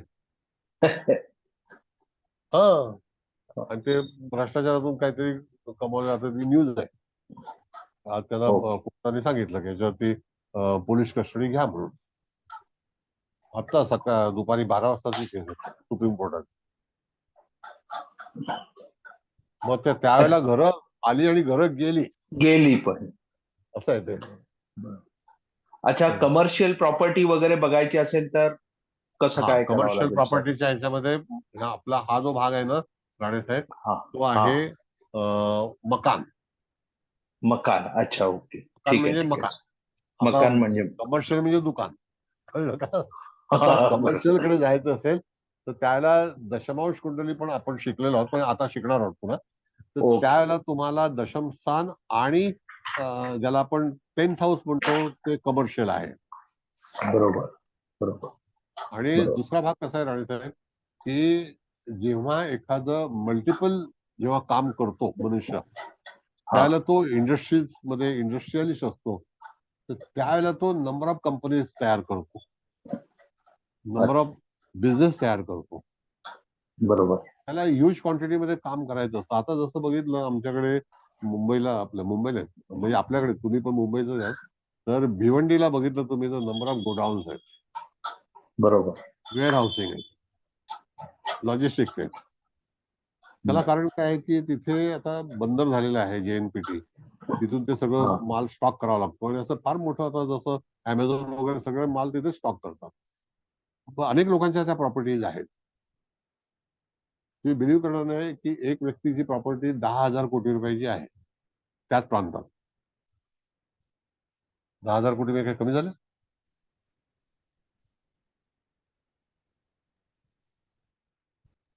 बोला. सर एक प्रश्न विचारते. हा बोला. सर या कुंडलीमध्ये कारक ग्रह मंगळ तृतीयामध्ये आहे आणि चतुर्थेश पण शुक्र तृतीयेमध्ये आहे. मग आपण बरोबर. असं म्हणू शकतो का की घर आहे ते मूळ जे स्थान आहे त्याच्यापासून थोडं दूर अंतरावर मिळेल वगैरे नाही, असं आता काही? काय गंमत आहे मॅडम, नाही तसा हा जो चतुर्थाचा 12वा स्थान वगैरे हा सगळा लॉजिक जो आहे ना तो योग्य होत नाही. नाही का? हा. नाही नाही नाही, एक आहे की आपण पाहिलं मगाशी की चतुर्थांश कुंडलीमध्ये चतुर्थाचा अधिपती मंगळयुक्त आहे. मग हो. त्या संदर्भात आपण त्याची राहण्याचा जे वास्तव्य करण्याचं जे स्थान आहे तर ते चतुर्थ स्थान आहे. मग त्याच्यातून तो कसा असेल, लक्झरियस असणार. जसं शुक्राचे लोक कसे आहेत ते एक्सपेन्सिव्ह आहेत. हो. कळलं का? हो. शुक्राची माणसं नेहमी एक्सपेन्सिव्ह असतात, फार ऐशो आरामीत राहणार आहे. तर शुक्र हा मुळातच ऐशो आरामीत राहणारा ग्रह आहे. हो. म्हणून तो खर्च करेल. घर बांधायचं असेल, कधी कधी काही लोक जे कॅल्क्युलेटिव्ह असतात, शनीचे असतात, ते म्हणतात जाऊ दे आपल्याला घर बांधायला, आपण भाड्याने राहू, पण चांगल्या अपार्टमेंटमध्ये राहू. शुक्राच्या बाबतीमध्ये जेव्हा जेव्हा तुम्ही बघाल तर त्याची जी काही कम्फर्ट म्हणून विचार केला जातो, आपण टेरो शिकताना पण एक कार्ड होतो कम्फर्ट, कळलं की नाही? मग त्या बाबतीमध्ये शुक्राचा विचार करणं गरजेचं आहे. Okay sir, thank you. ओके, तर हा बोला. मध्ये सर ग्रहांचं बलाबल नाही का पाहायचं राशीमधलं? आता तो शुक्र पण आपण कन्येमध्ये, मंगळ पण कन्येमध्ये. बघा, त्याचा बलाबल पाहताना तुम्हाला पृथ्वी तत्वाच्या राशी त्याच्यामध्ये कुठले कुठले ग्रह आहेत ते इथे पृथ्वी तत्वामध्ये बलाबल बघितला तर ते तुम्हाला तो जो काही ऍव्हरेजचा भाग जो असतो ना तर ते कुंडलीचे बलाबल मध्ये तुम्हाला काढता येतो. बरं मग ते सॉफ्टवेअर मध्ये उपलब्ध आहे. बरं बरं तुम्ही तसं. कॉम्प्युटर किस्मत वगैरे वापरत असाल त्याच्यामध्ये आहे कुंडलीचं बलाबल. हो हो हो. बरोबर, कारण आपण म्हणतो ना की शुक्र कन्येमध्ये म्हणजे नीचीचा झाला, मंगळ पण शत्रू राशीतला आला, अशा अर्थाने मी नाही नाही, पण इथे गंमत अशी आहे मॅडम की दशम स्थानाचा अधिपती हा मंगळ आहे हो. आणि चतुर्थ आणि दशमेश एकत्र आले आहेत. पण तिथे तुम्ही कशासाठी पाहणार आहात? भाग्यासाठी पाहणार आहात का मकान कुंडलीसाठी पाहणार आहात? चालला होता ना आता, हा, घरासंदर्भात जो विषय चालला होता ना, मंगळ आणि शुक्र म्हणजे चतुर्थेश. तो त्या चतुर्थाशी संबंधित आहे. बरं. आता बरं, दुसरा भाग असा आहे मॅडम, फ्युचर मंगळ शुक्राची युती ही योग्य नाही हे नक्की आहे, होय. निश्चित आहे. मग कदाचित प्रॉपर्टीमध्ये वाद होऊ शकतो कालांतराने. अच्छा. वाद सुरुवातीला होत नाही, तुम्ही बरं. वास्तव्य केल्यानंतर वाद होतो. बरोबर. तर तसं होण्याची पण शक्यता आहे, पण दॅट इज लेटर ऑन. इथे तुम्हाला प्रॉपर्टी मिळेल का मिळणार नाही ह्या बाबतीमध्ये विचार केलेला आहे. बरोबर. असं आहे. धन्यवाद सर. हा बोला हळदणकर मॅडम. सर मी ऍक्च्युली हाच प्रश्न विचारणार होते की तो बुधाच्या राशीत बसलेला आहे आणि चतुर्थ स्थानामध्ये केतू आहे. तर जे आता तुम्ही म्हणालात तो मला शंका मिळाली मला की कालांतराने त्याच्या ह्याच्यामध्ये काही ना काहीतरी वाद होणार, कारण बुधाच्या राशीत आहे.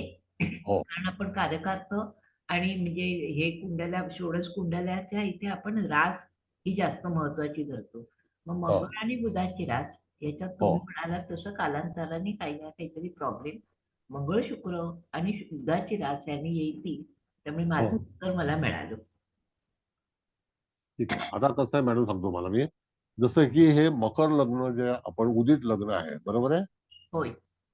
त्याच्यामध्येच सगळं काही सर्व राशी 12 राशी त्याच्यामध्ये उपलब्ध आहेत. तुम्ही जेव्हा जी कुंडली बनवाल त्याच्यामध्ये कदाचित ग्रह मिळणार नाहीत पण राशी मोकळी तरी मिळेल. जसं इथे कर्क रास आलेली आहे, मोकळी आहे ना, तिच्यामध्ये ग्रह नाही ना, नाही, पण ती राशी उपलब्ध आहे. मग त्यावेळेला ग्रह समजा लग्नी असता तर त्याचाही आपल्याला विचार करायला लागला असता, आणि राशी असेल तर राशी स्वामी कुठेशी आहे तर राहूयुक्त आहे. बरं, आता त्याच्याबद्दल भाग्याबद्दल जर आपण विचार केला तर मूळ लग्नाचा जो पिंड आहे त्याचा अधिपती राहूयुक्त आला तर जातकाला स्ट्रगल करावंच लागेल. एखाद्या पत्रिकेमध्ये लग्नेश राहू किंवा केतुयुक्त असेल तर जातकाला त्या बाबतीमध्ये त्याला स्ट्रगल हे ठरलेलं आहे. स्ट्रगल आहे. असे कितीतरी लोक आहेत की स्ट्रगल करून पण त्यांना यश मिळालेलं नाही, हे त्यांचं नशीब आहे. कितीतरी लोक जाऊन अमेरिकेमध्ये शिक्षण घेऊन पण त्यांना नोकऱ्या मिळत नाही, हे त्यांचं नशीब आहे. कळलं का? हो. आमच्याकडे एक करण नावाचा विद्यार्थी आहे, तो MBBS आहे, डॉक्टर, लहानपणीच डॉक्टर झाला अगदी याच्यामध्ये KEM मधून. आता त्याला MS करायला जायचं आहे याच्यामध्ये लंडनला. तर तो त्यांनी 3 वेळा विजा फेल झाला त्याचा. मग असंही होऊ शकतो. मग दुसरी गोष्ट की मेडिकल साठी तिथे काही डोनेशन द्यायचं नाहीये, तिथे फक्त काम करायचंय आणि त्याला तिथे MD म्हणून परत यायचंय डिग्री घेऊन.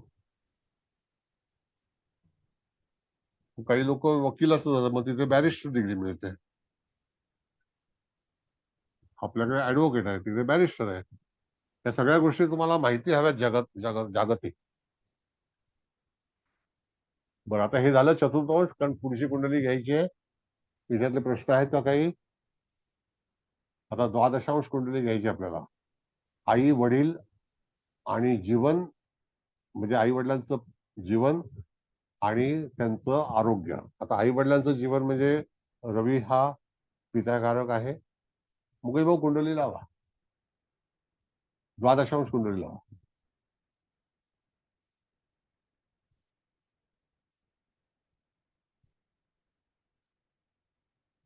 आता द्वादशांश कुंडलीमध्ये आपण बघितलं तर आलेलं लग्न कुठलं आहे? कर्क आहे. मगाशी आपण बघितलं कर्कच आलं होतं, पण तिथे ग्रह नव्हता, इथे ग्रह आहे. बरोबर आहे? आता त्या ठिकाणी माता पिता का जीवन म्हणजे आई वडिलांचं जीवन कसं असेल? कारग्रह रवी आणि चंद्र, याच्यामध्ये सूर्य चांगला आहे आणि चंद्र 12व्या स्थानामध्ये आहे. आता चंद्र माते संदर्भात बघतो, त्यावेळेला पित्याचं सुख चांगलं मिळेल, कारण तो कारग्रह सूर्य आहे. आलं लक्षात? बघा जरा, कुंडली लावलेली आहे समोर, परत लिहून घ्या पाहिजे नाही तर स्क्रीनशॉट मारा, स्क्रीन शेअर करा.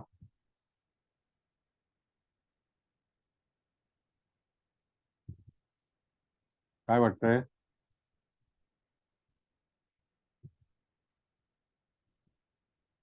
लक्षात येतंय का?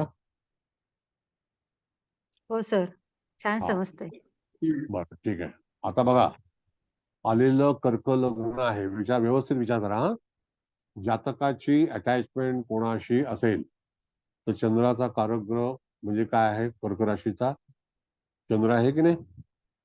तो कुठे आहे? मिथुन राशीमध्ये 12व्या स्थानामध्ये आहे. तर जातकाच्या जीवनामध्ये आईची चिंता निश्चित जातकाला जाणवेल. त्यांचं आरोग्य कसं असेल तर आरोग्याचा कारक सूर्य आहे. तो एकटा आहे की नाही धनस्थानामध्ये? स्वतःच्या राशीमध्ये आहे. मग रोगाचा कारक शनी आहे. बरोबर आहे? हो सर. तो मेषेमध्ये नीचेचा आहे. याचा अर्थ जातकाचे आई वडील वृद्ध अवस्थेमध्ये कधी ना कधीतरी हॉस्पिटलमध्ये जाण्याची शक्यता आहे. त्याच्यामध्ये आपण पाहिलं तर आईचा चंद्र जो आहे तो चंद्राच्या दृष्टीमुळे, शनीच्या दृष्टीमध्ये आलेला आहे. त्यावेळेला दृष्टी पाहिली तरी हरकत नाही. चंद्र 12व्या स्थानात आहे बघा. 12वं स्थान हे निषिद्ध आहे. हो सर. म्हणजे त्या ठिकाणी जातकाच्या जीवनामध्ये आईबद्दलचे प्रश्न हे निश्चितच उपस्थित होतील. सोपं आहे की नाही सांगा मला? आरोग्य हे वडिलांचं, अनारोग्य हे शनीपासून आहे, तर कधी ना कधी अनारोग्याचे प्रश्न उपस्थित होणार. एखादं ऑपरेशन होऊ शकेल का? होईल. ऑपरेशनचा कारक ग्रह कोण आहे? मंगळ. कुठल्या ग्रहाने युक्त आहे? तर केतू युक्त आहे. लक्षात येते? म्हणजे आपल्या षोडश वर्गामध्ये सगळ्या सोयी उपलब्ध आहेत. त्याच्यावरून तुम्हाला फक्त विश्लेषण करायचं आहे की अशा अशा गोष्टी जातकाच्या जीवनात होऊ शकतात. आता जगामध्ये अशी एकही व्यक्ती नसेल की ज्यांच्या जसं आई वडिलांच्या आरोग्याच्या समस्या नसतील. हे ठरलेले नियम आहेत. जन्म, मृत्यू, जरा, व्याधी हे घेऊनच आपण जन्माला आलेलो आहोत. जरा म्हणजे दिवस दिवस वाढून होणं, आपलं वृद्धावस्थेकडे जाणं, ह्याला जरा म्हटलेलं आहे. व्याधी जी आहे ती आपल्याला आईच्या गर्भातूनच निर्माण झालेल्या असतात. त्या कालांतराने गोचरीच्या याच्यावरती आपल्याला भोगाव्या लागतात. त्याला वय पण इम्पॉर्टंट आहे, गोचर पण महत्वाचं आहे.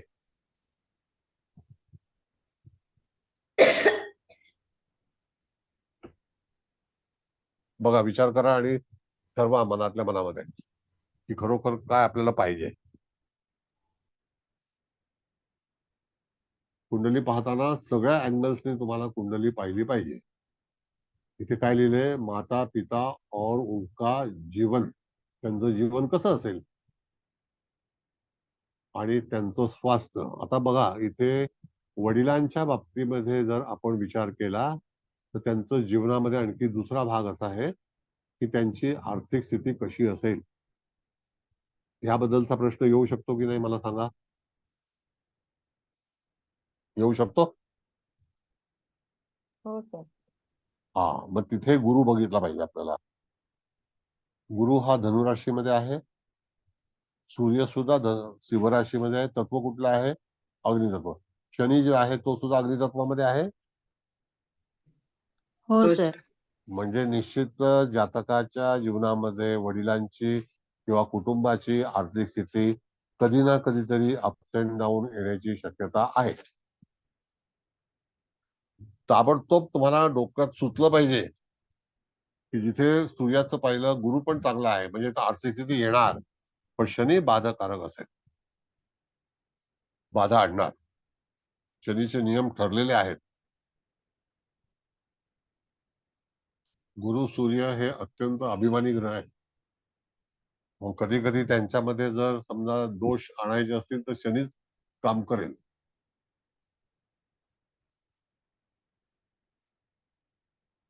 बोला, व्यवस्थित विचार करा, शांतपणे लिहून घ्या कुंडली. परत घरी जाऊन तुम्ही तारीख दिलेली आहे त्याच्यावरती कुंडली काढा, तुम्ही स्वतःचा अभ्यास करा. मला कल्पना आहे सगळे लोक हुशार आहेत, प्रत्येक ठिकाणी शिकलेले आहेत. चव्हाण मॅडम, तुमचा काय अभिप्राय आहे? हा साहेब, तुमचा अभिप्राय काय? हे बरोबर सांगितलं. रवी गुरु शनी बाधाकारक, छान आहे. एकाच तत्वात आहेत. येस. आणि मूळ कुंडलीमध्ये पण रवी हे झालाय ना, मूळ कुंडलीत शनीच्या दृष्टीत आहे रवी. हो, म्हणजे तुम्हाला जेव्हा जेव्हा एखादी गोष्ट विचार करायची असेल, सल्ला द्यायचा असेल, तर त्यावेळेला तुम्हाला असं करणं गरजेचंच आहे. त्याशिवाय कुंडली वाचन नाही करू शकणार. आता षोडश वर्ग म्हणजे काय की एकाच कुंडलीवरून बनलेल्या सर्व गोष्टी तुम्हाला उपलब्ध असतात आणि प्रत्येक वेळेला आपण वेगवेगळ्या कुंडल्या घेणार आहोत. आणखी पण जीवनामध्ये काही प्रश्न उपस्थित होऊ शकतात आई वडिलांच्या बाबतीत. तर सांगा, आपण आरोग्य पण पाहिलं, त्यांचं जीवन पण पाहिलं. आता वडिलांचं प्रोफेशन काय असेल म्हणजे ते पण एक भाग आहे की नाही,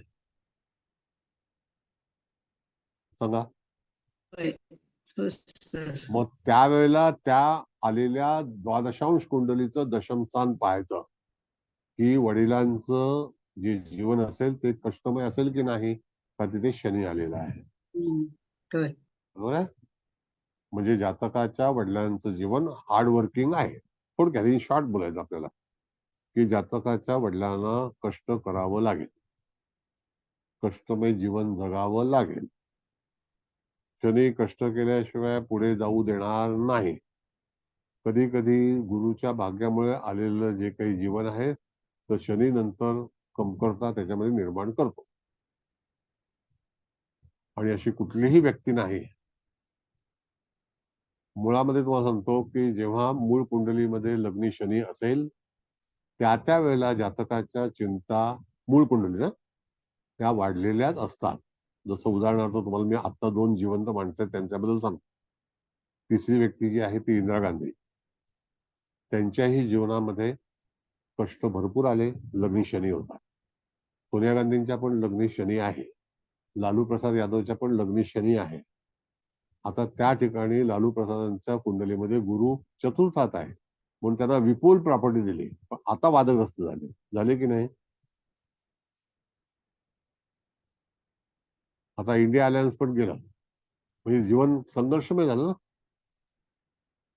अगदी शनी ग्रह उच्चीचा असेल तरी सुद्धा लग्नस्थान हे शनीने जर समजा ऑक्युपाय केलं तर जातकाच्या जीवनामध्ये संघर्ष हा ठरलेला आहे. हा बेसिक नियम आहे, तो तुम्हाला सगळ्या ठिकाणी वापरायचा.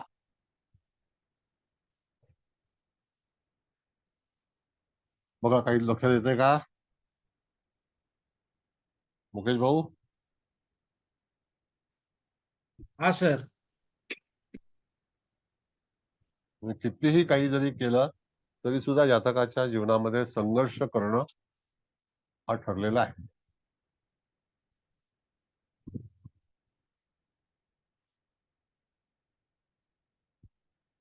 काही ग्रहांचे जे नियम आहेत, जसं मंगळ हा सुद्धा कष्ट करणाराच ग्रह आहे.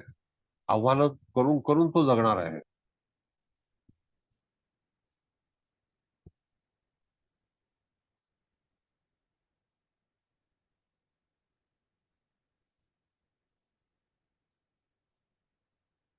म्हणून पत्रिकेमध्ये कुठेही जर एखादा ग्रह आपण म्हटलं की शनी नीचेचा झालाय, आता मी पुन्हा येऊन पण शनी नीचेचा आहे, त्यांना वारंवार कष्ट करावे लागतात की नाही सांगा? आव्हानात्मक भूमिका कराव्या लागतात की नाही? सगळ्या लोकांशी चॅलेंज घ्यावं लागतं की नाही?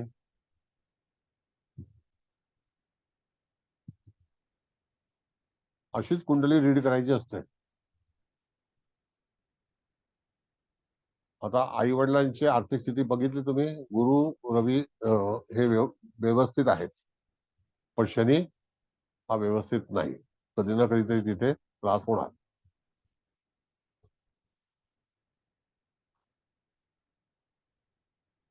काय कठीण वाटतं का विचार करायला?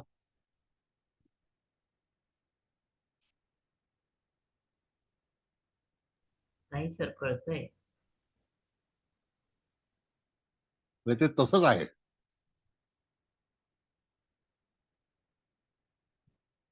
हे जीवन असंच आहे. मुकेश भाऊ, तुमचा क्लास आहे ना? आहे सर, आहे. Very good. नीट कुंडलीचं पडताळणी करून घेतली का, पाहून घेतली का बघा.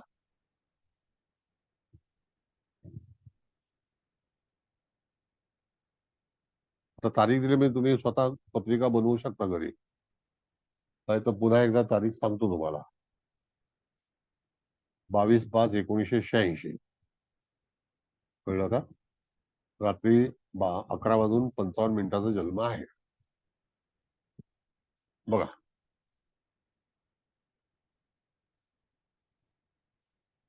आता 9:10 झालेली आहेत, 9:15 झाले जवळपास. तुम्हाला काही प्रश्न विचारायचे तर विचारा, आपण त्याच्यावरती प्रश्न उत्तर घेऊ, किंवा पहिल्यांदा कुंडली समजून सांगितले ती सांग.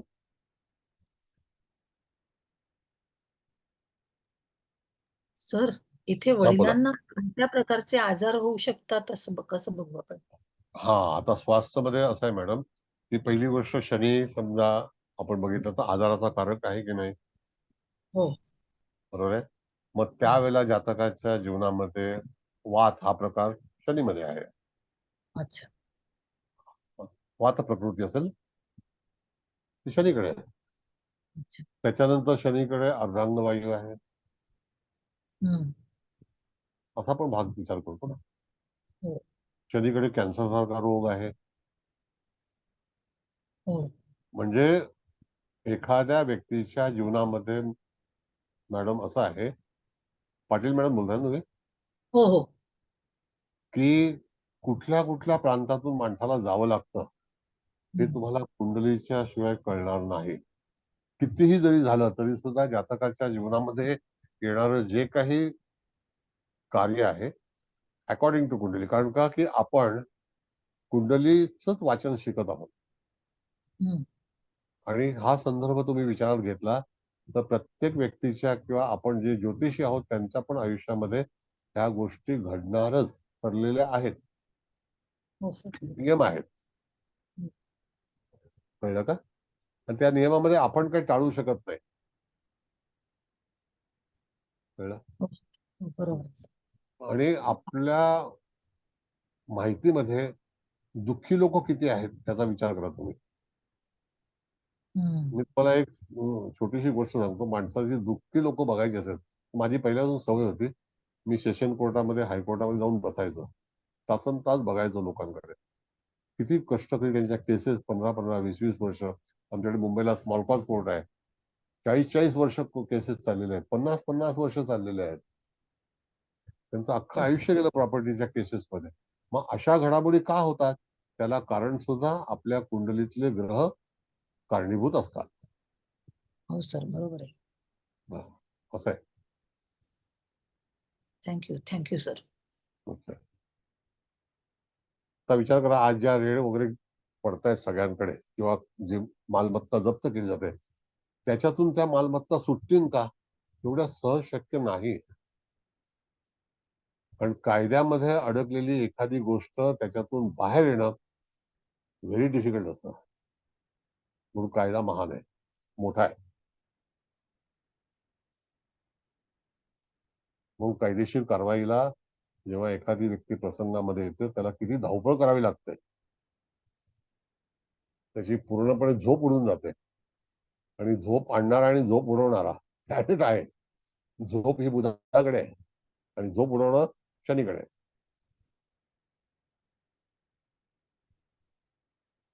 बोला. ठीक आहे, आता वेळ झाली आहे तुमचा अभिप्राय घेण्याची. तर मुकेश भाऊला क्लास द्यायचा आहे. अगदी निर्धास्तपणे प्रश्न विचारा. कळलं नसेल तर अवश्य विचारा. हा बोला. येस. तर आता आपण आजारपणाबद्दल विचार करत होतो. हो. द्वादशांश कुंडलीमध्ये शनी दशम स्थानात बसलेले आहेत. पहिला बरोबर. आपण शनीचा एक अर्थ त्रिकोण म्हणून विचार केला तेव्हा सूर्य आणि गुरु हे दोन अर्थ त्रिकोणात म्हणजे अर्थाच्या ह्याच्यात बसलेत आणि त्यांच्याबरोबर शनी आल्यामुळे त्या माणसाच्या आयुष्यात अपडाऊन येईल असं आपण म्हटलं. हो. पण आता याचा आरोग्याच्या दृष्टीने जेव्हा विचार करणार जातकाच्या आई वडिलांचा आरोग्य, तेव्हा या शनीमुळे वडिलांना त्रास होणार, आईला होणार हे दिसतंय, कारण शनीची तिसरी दृष्टी चंद्रावर आहे. पण वडिलांच्या आजाराबाबत आपण म्हणू शकतो का की वडिलांना पण आजारपण हो येऊ हो शकेल? हो. दशम स्थान हे मॅडम गुडघ्याचं आहे.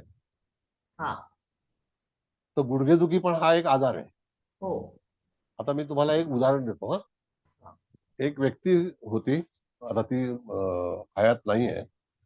तर तिचं त्या व्यक्तीचं म्हणजे पुरुष व्यक्ती होती, त्याचं वृश्चिक लग्न होतं आणि त्यांना गुडघेदुखीचा त्रास सुरू झाला. आणि त्या डॉक्टरने हेवी इंजेक्शन दिलं, म्हणजे ते ग्रीस वगैरे टाकतात वगैरे तसं. त्याच्यामुळे त्याच्या दोन्ही किडन्या फेल झाल्या आणि हॉस्पिटलमध्ये त्यांना भरती केलं गेलं. 20 लाख रुपये गेले औषधाला, तरी सुद्धा ती व्यक्ती वाचू नाही शकली. आणि त्याच वेळेला नेमका करोनाचा काळ होता. पैसे तर पैसे गेले, व्यक्तीचा व्यक्ती गेला. मग असे प्रसंग जेव्हा येतात जातकाच्या जीवनामध्ये आणि नेमकं त्या परिस्थितीतून त्या व्यक्तीला जावं लागलं आणि पैसे गेले, कर्ज काढून पैसे गेले, मग हे प्रसंग काही हे नाही आहेत का मला सांगा? नाही का? आता परत दुसरी गोष्ट की व्यक्ती 65 वर्षाची होती, लहान नव्हती, पण तरी सुद्धा साधी गुडघे दुखी सुरू झाली. कारण का तर कोकणामध्ये एक शंकराचं देऊळ आहे कुठेतरी, तिथे पायऱ्या चढून काय 200 का 300 पायऱ्या आहेत, तर ते चढून गेले. वास्तविक त्या वयाला त्यांनी बंधन केलं पाहिजे ना काहीतरी, पण नशीब काही वेळेला आपण आपल्या मनाला आवर घातला पाहिजे. लोक अनेक यात्रा करतात, पायी चालतात, त्यांना असं वाटतं आपण तंदुरुस्त आहोत, पण तसं नाही. तुम्हाला आजच एक चांगल्यापैकी मेसेज आलेला आहे की व्यक्तीने म्हणजे वय झाल्यानंतर व्यक्तीने, म्हातारा बोललं तर वाईट वाटतं, वय झालेल्या व्यक्तीने कसं जगलं पाहिजे त्याचे नियम आहेत. तुम्ही एकांतामध्ये चांगलं जगू शकता, चांगलं हौशी राहू शकता, चांगला टीव्ही पाहू शकता, पण तुम्ही म्हणाल की मी तिथे 500 पायऱ्या चढून जाईल, चुकीचे. वयाला बंधन आहे. हा बोला मॅडम, पुढे काय बोलत होता तुम्ही? नाही, मी असं म्हटलं होतं की आजारपणाविषयी आपण कसं समजू शकतो की आता आईवर नाही, नाही, आजारपण येईल पण वडिलांना येईल दशमस्थान. दशमस्थान. शेवटी आपण जातकाची कुंडली पाहिली ना, तर जातकाच्या कुंडलीवरून ग्रहस्थिती निर्माण झालेली आहे. हा. कळलं का? तर त्यावेळेला तुम्हाला दशमस्थानातला ग्रह हा गुडघ्याचा आजार देऊ शकतो. गुडघा हा दशमस्थानावरून पाहतो आपण. बरं, कधी कधी मॅडम गुडघ्याला सूज येणं, कधी कधी गुडघ्यामध्ये गॅप तयार होणं. आता सूज आणणारा ग्रह हा गुरु आहे. हा. हो. कळलं का? असं आहे. मग गुडघ्याचा झीज होणं, त्याच्यामध्ये वंगण कमी होणं असं म्हणतात ना त्याला. हो. हो. मग त्याला कारण वंगणाचा कारक शनी आहे. ह्या सगळ्या गोष्टी ज्योतिषमध्ये आपल्याला कथन करता आल्या पाहिजेत. हे नियम आहेत. Otherwise you are not going to read proper. ज्याला आपण योग्य सल्ला म्हणतो तो आपल्याला सुचणार नाही जोपर्यंत आपल्याकडे साहित्य नाही. आपल्याकडे व्याकरण पण पाहिजे, आपल्याकडे शाब्दिक संग्रह पण पाहिजे, शब्द संग्रह पाहिजे. कळलं का? आणि विवेचन करण्याची एक पद्धती असते, ती बुधाकडे आहे.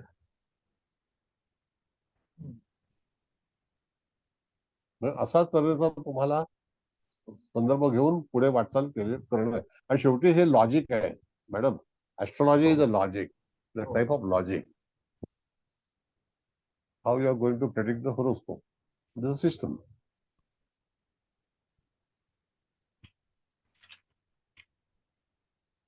बोला.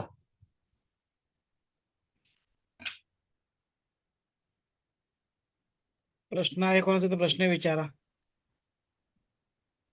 आता अभिप्राय द्यायचा तर अभिप्राय द्या, कारण मुकेश मला क्लास द्यायचा मला.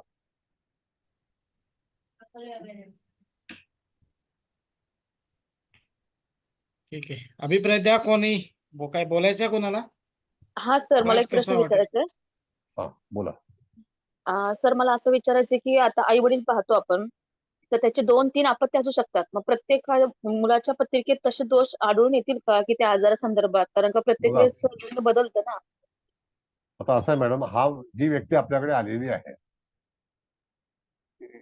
ही एकमेव समजा संतती आहे असं समजूया. आता 2-3 व्यक्तींच्या कुंडल्या जर तुम्ही तपासल्या तर अवश्य तुम्हाला त्या कुंडलीमध्ये सुद्धा तसेच योग तयार असलेले दिसतील. जुळी कुंडली असेल तर त्याच्यामध्ये थोडासा फरक पडतो, म्हणजे कधी कधी नाही पडत. मग तेव्हा तुम्हाला षष्ठांशामध्ये गेलं पाहिजे. सर्व ते तऱ्हेचे विचार जे आहेत ते षष्ठांशामध्ये मिळतात. मग त्याला पण सर्व तऱ्हेचे विचार किंवा षष्ठांश कुंडली आपण शिकू, अक्षरवेध जाऊन शिकू, त्यावेळेला त्याचा विचार केला जाईल. पण आता तुमचं म्हणणं असं आहे की 2-3 संतती असतील तर त्यावेळेला सुद्धा आई वडिलांचा विचार तुमच्याकडे कोण आलेला आहे त्याच्या कुंडलीवरून करायचा. हे नियम आहे. कळलं का? हो सर, थँक्यू सर. अजून एक प्रश्न विचारायचा होता. तुम्ही बोला. मगाशी म्हटलात की गुड विद्येचा कारक राहू हो. आणि केतू त्याच्या संदर्भात जर जास्त सोबत किंवा युतीमध्ये जास्त ग्रह असतील तर तो जास्त करून गुड विद्येकडे म्हणजे रमतो किंवा आकर्षित जातो, बरोबर. आकर्षला जातो. तसंच आपण पंचमभाव पण अभ्यासतो ना. मग मला वाटतं पूर्ण गुड विद्येचे जर कारक ग्रह बाकीचे रवी असतील तर तंत्र आहे, मंत्र आहे, यंत्र आहे. मग हे कसं कॅटेगरीज आपण इन्व्हॉल्व करणार त्याच्यात? सांगतो. ऑकल सायन्स किंवा जे गुणशास्त्र आहे ते मॅडम अष्टम स्थानावरून पाहिलं जातं. त्याला ऑप्शन आहे. आता जर समजा राहू केतूच्या युतीमध्ये एखादे ग्रह असतील तर त्याला निश्चितच तुम्हाला त्याचा संदर्भ घेणं गरजेचं आहे. पण जर समजा युतीत नसतील तर त्याला तुम्हाला अष्टमाचा विचार करणं गरजेचं आहे. आणि जवळपास 99% लोकांच्या कुंडलीमध्ये राहू केतूच्या युतीमध्ये तुम्हाला ग्रह आढळणार. आता तो ग्रह कोण आहे त्याच्यावरती आपण विचार करू शकतो. दुसरा भाग जर समजा ते ग्रह नसतील तर अष्टम स्थानाचा हा गुणशास्त्राशी संबंधित विचार आपण करू शकतो. आता तंत्रमंत्र हे जे आहे हे सुद्धा राहूकडेच आहे. त्याचा फक्त तंत्र हा उल्लेख जो आहे तर त्याच्यामध्ये तांत्रिक विद्या नसून जे काही यंत्र आहे ना किंवा मंत्र आहे तर त्याचा विचार तांत्रिकतेने केलेला आहे. कळलं का? आणि त्यावरती सुद्धा तुम्हाला राहू, केतू, शनी किंवा अष्टम स्थान याचा विचार करणं गरजेचं आहे. कळलं? आता तुम्ही स्वतःच्या कुंडलीपासून थोडासा बोध घ्या. काय वाटतं तुम्हाला? तुमच्या कुंडलीमध्ये अशी ग्रहस्थिती आहे का? सांगा, बोला. हॅलो. सर लग्न कुंडली पाहण्यापेक्षा चतुर्थांश कुंडलीमध्येच बघायचं ना राहू केतू संदर्भात. नाही नाही नाही नाही नाही नाही मॅडम, मूळ कुंडलीपासूनच हे सगळे योग. तुम्ही ज्योतिषी झालेला आहात, ज्योतिषचा अभ्यास करत आहात, तरी सुद्धा तुमच्या वैयक्तिक कुंडलीमध्ये असे योग तुम्हाला आहेत का? बघता का तुम्ही? तुम्हाला कल्पना आहे का? बघा. हो बघतो सर. तर आहेत तुमच्या सर. कुंडलीत आहे ना, मग तोच संदर्भ घ्यायचा आपल्याला. मूळ कुंडलीशिवाय दुसरी कुंडली बनूच शकत नाही. इत्यादी कुंडली बनवताना तुम्हाला मूळ कुंडलीचा आधार घ्यावाच लागतो. कळलं का? ओके सर, समजलं. Thank you sir. थँक्यू. बोला, विशेष आणखी काय? चला, आता निघायचं आहे. कोणाला काही संदर्भ द्यायचा असेल तर बोला, अभिप्राय द्यायचा आहे बोला, कारण का की नंतर मग कुबल मॅडम, चव्हाण मॅडम बोलतील. आज सर मी बोलते 2 मिनिटं. बोला बोला. आज आपण एकत्रित चतुर्थांश कुंडली आणि द्वादशांश कुंडली याचा खूप विस्ताराने अभ्यास केला. आणि आपल्याला नित्य व्यवहारामध्ये येणारी अडचण म्हणजे आपलं भाग्य कशाशी निगडित आहे आणि आपलं भाग्य कुठे गोते खातंय जेव्हा कळत नसेल, म्हणजे नेहमीच असं असतं की आपल्याला कुठेतरी अडचणी येतात तेव्हाच माणूस ज्योतिषाकडे येतो. त्यामुळे भाग्य आपलं कुठे अडलंय किंवा भाग्यामध्ये काय काय अडचणी येत आहेत, आपले प्रयत्न कुठे कमी पडतायत, हे जेव्हा जाणून घ्यायला ज्योतिष येतो तेव्हा जातकाची चतुर्थांश कुंडली उघडून आपल्याला भाग्य कोणत्या राशीशी निगडित आहे आणि त्या राशीत कोणता ग्रह बसलेला आहे, त्या भाग्याचा कारक ग्रह गुरु याचा कोणत्या राशीशी संबंध आहे, सूर्य आणि हे गुरु यांचे संबंध बघून त्याचं टप्प्याटप्प्याने कशी प्रगती होईल याच्याविषयी आपण खूप चांगली माहिती दिली की त्याची पहिली राऊंड कधी होते, रवी आणि गुरुचा संबंध केव्हा येतो आणि त्याचं गती त्याच्या भाग्यामध्ये येईल याविषयी आपल्याला षोडशांश कुंडलीमध्ये चतुर्थांश ही कुंडली आपल्याला मार्गदर्शन करते. विशेषतः पहिला टप्पा तुम्ही जो सांगितला की पहिल्यांदा आधी तत्व लक्षात घ्या की त्या तत्वामध्ये म्हणजे ज्या तत्वामध्ये भाग्यकारक ग्रह बसलेला असेल, भाग्याचा कारक ग्रह बसलेला असेल, त्याच्याशी निगडित तत्व, त्याच्याशी निगडित राशी याच्यात बसलेले ग्रह याचाही विचार करणं गरजेचं आहे. हा एक म्हणजे खरं आजचं लेसन आम्हाला खूप चांगला कळला सर, पण त्याच्या अभ्यासाला आणि पुन्हा डोक्यात साखळी बसवायला मला तितकंसं आज झालं नाही. पण द्वादशांश कुंडलीमध्ये सुद्धा आई वडिलांची कुंडली बघ, आई वडिलांचं आरोग्य कसं असेल, आई वडिलांचं म्हातारपण कसं असेल याविषयीचा खूप उपयुक्त असा भाग आपण पाहिला. आणि रविकारक चंद्र, रविकारक पिता आणि मातृकारक चंद्र या दोघांचा संबंध तिथेही आपल्याला तत्व पाहायची आहे. आणि शनी बघायचं आहे, तिथे एकाच तत्वामध्ये 2 ग्रह चांगले आलेले असतील पण त्याच्यामध्ये एखादा विघ्न आणणारा ग्रह बसलेला असेल तर तो आपल्याला कोणकोणत्या कारणांमध्ये विघ्न आणेल. जसं आता आपण बघितलं की अर्थार्जनामध्ये पण तो विघ्न आणणार आहे आणि आरोग्यामध्ये पण तो विघ्न आणणार आहे.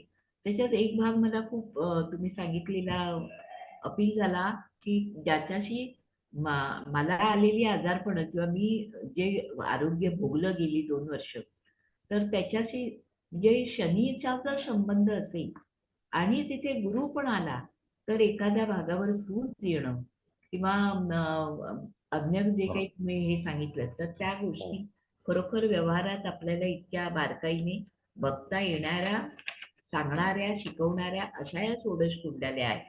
आत्ता जो शेवटी जो भाग आपण चर्चा केली की ज्योतिषाच्या आयुष्यामध्ये राहू आणि केतू याच्याशी निगडीत एखादा ग्रह असेल तर तो माणूस ज्योतिषशास्त्राकडे, ज्योतिष म्हणण्यापेक्षा गूढशास्त्राकडे जातो. कारण गूढशास्त्र हे असं शास्त्र आहे की ज्याच्यात तुम्हाला संशोधन करावं लागतं, खूप अभ्यास करावा लागतो. आणि म्हणून अष्टम स्थान आणि पंचम स्थान ह्या दोघांची कुठेतरी सांगड आणि अष्टम नक्की स्थानाचा आणि राहूचा कुठेतरी अष्टम स्थानाचा नाही, राहूशी आणि केतूशी कुठेतरी ग्रहांचा संबंध संबंध आणि येतो. हे प्रत्येकाने आपापल्या कुंडलीमध्ये अजमावून पाहावं. कारण पहिली लग्न कुंडलीतच हे योग आपल्याला आढळतात. आणि तुम्ही सांगितल्यानंतर मी पण माझी झरकन कुंडली गजेसमोर आणली आणि आपण सांगितलेल्या ह्याची प्रचिती आली की माझा पंचमेश आणि अष्टमेश हे दोघे एकत्र आहे आणि राहू बरोबर शनी बसलेला आहे, अष्टमात हर्षल बसलेला आहे. त्यामुळे बऱ्याच ह्या गोष्टी अशा मेळ घालतात की आपण ह्या शास्त्राकडे ओढले का गेलो आणि त्याच्यात अजून रुतले का जात आहोत, या दोघांची सांगड घातली गेली. तर आजचं लेक्चर हे सर खूपच छान झालं आणि खूप मोठे 2 व्हास्ट विषय तुम्ही एका ह्याच्यामध्ये भराभर घेत गेलात आणि आता विद्यार्थ्यांना आपलं चांगलं कळतंय हे लक्षात घेऊन त्यांना भराभर पुढे धावत आणताय आपल्या बरोबर. हे आपलं शिकवण्याचं कौशल्य आहे.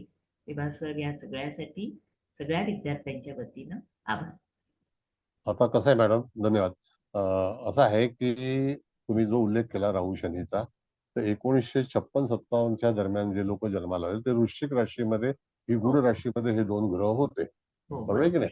बरोबर आहे. माझा आता तिथेच त्या आहे.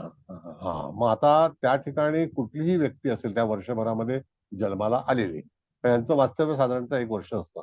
मग त्या दरम्यान प्रत्येकाला जिज्ञासा असते.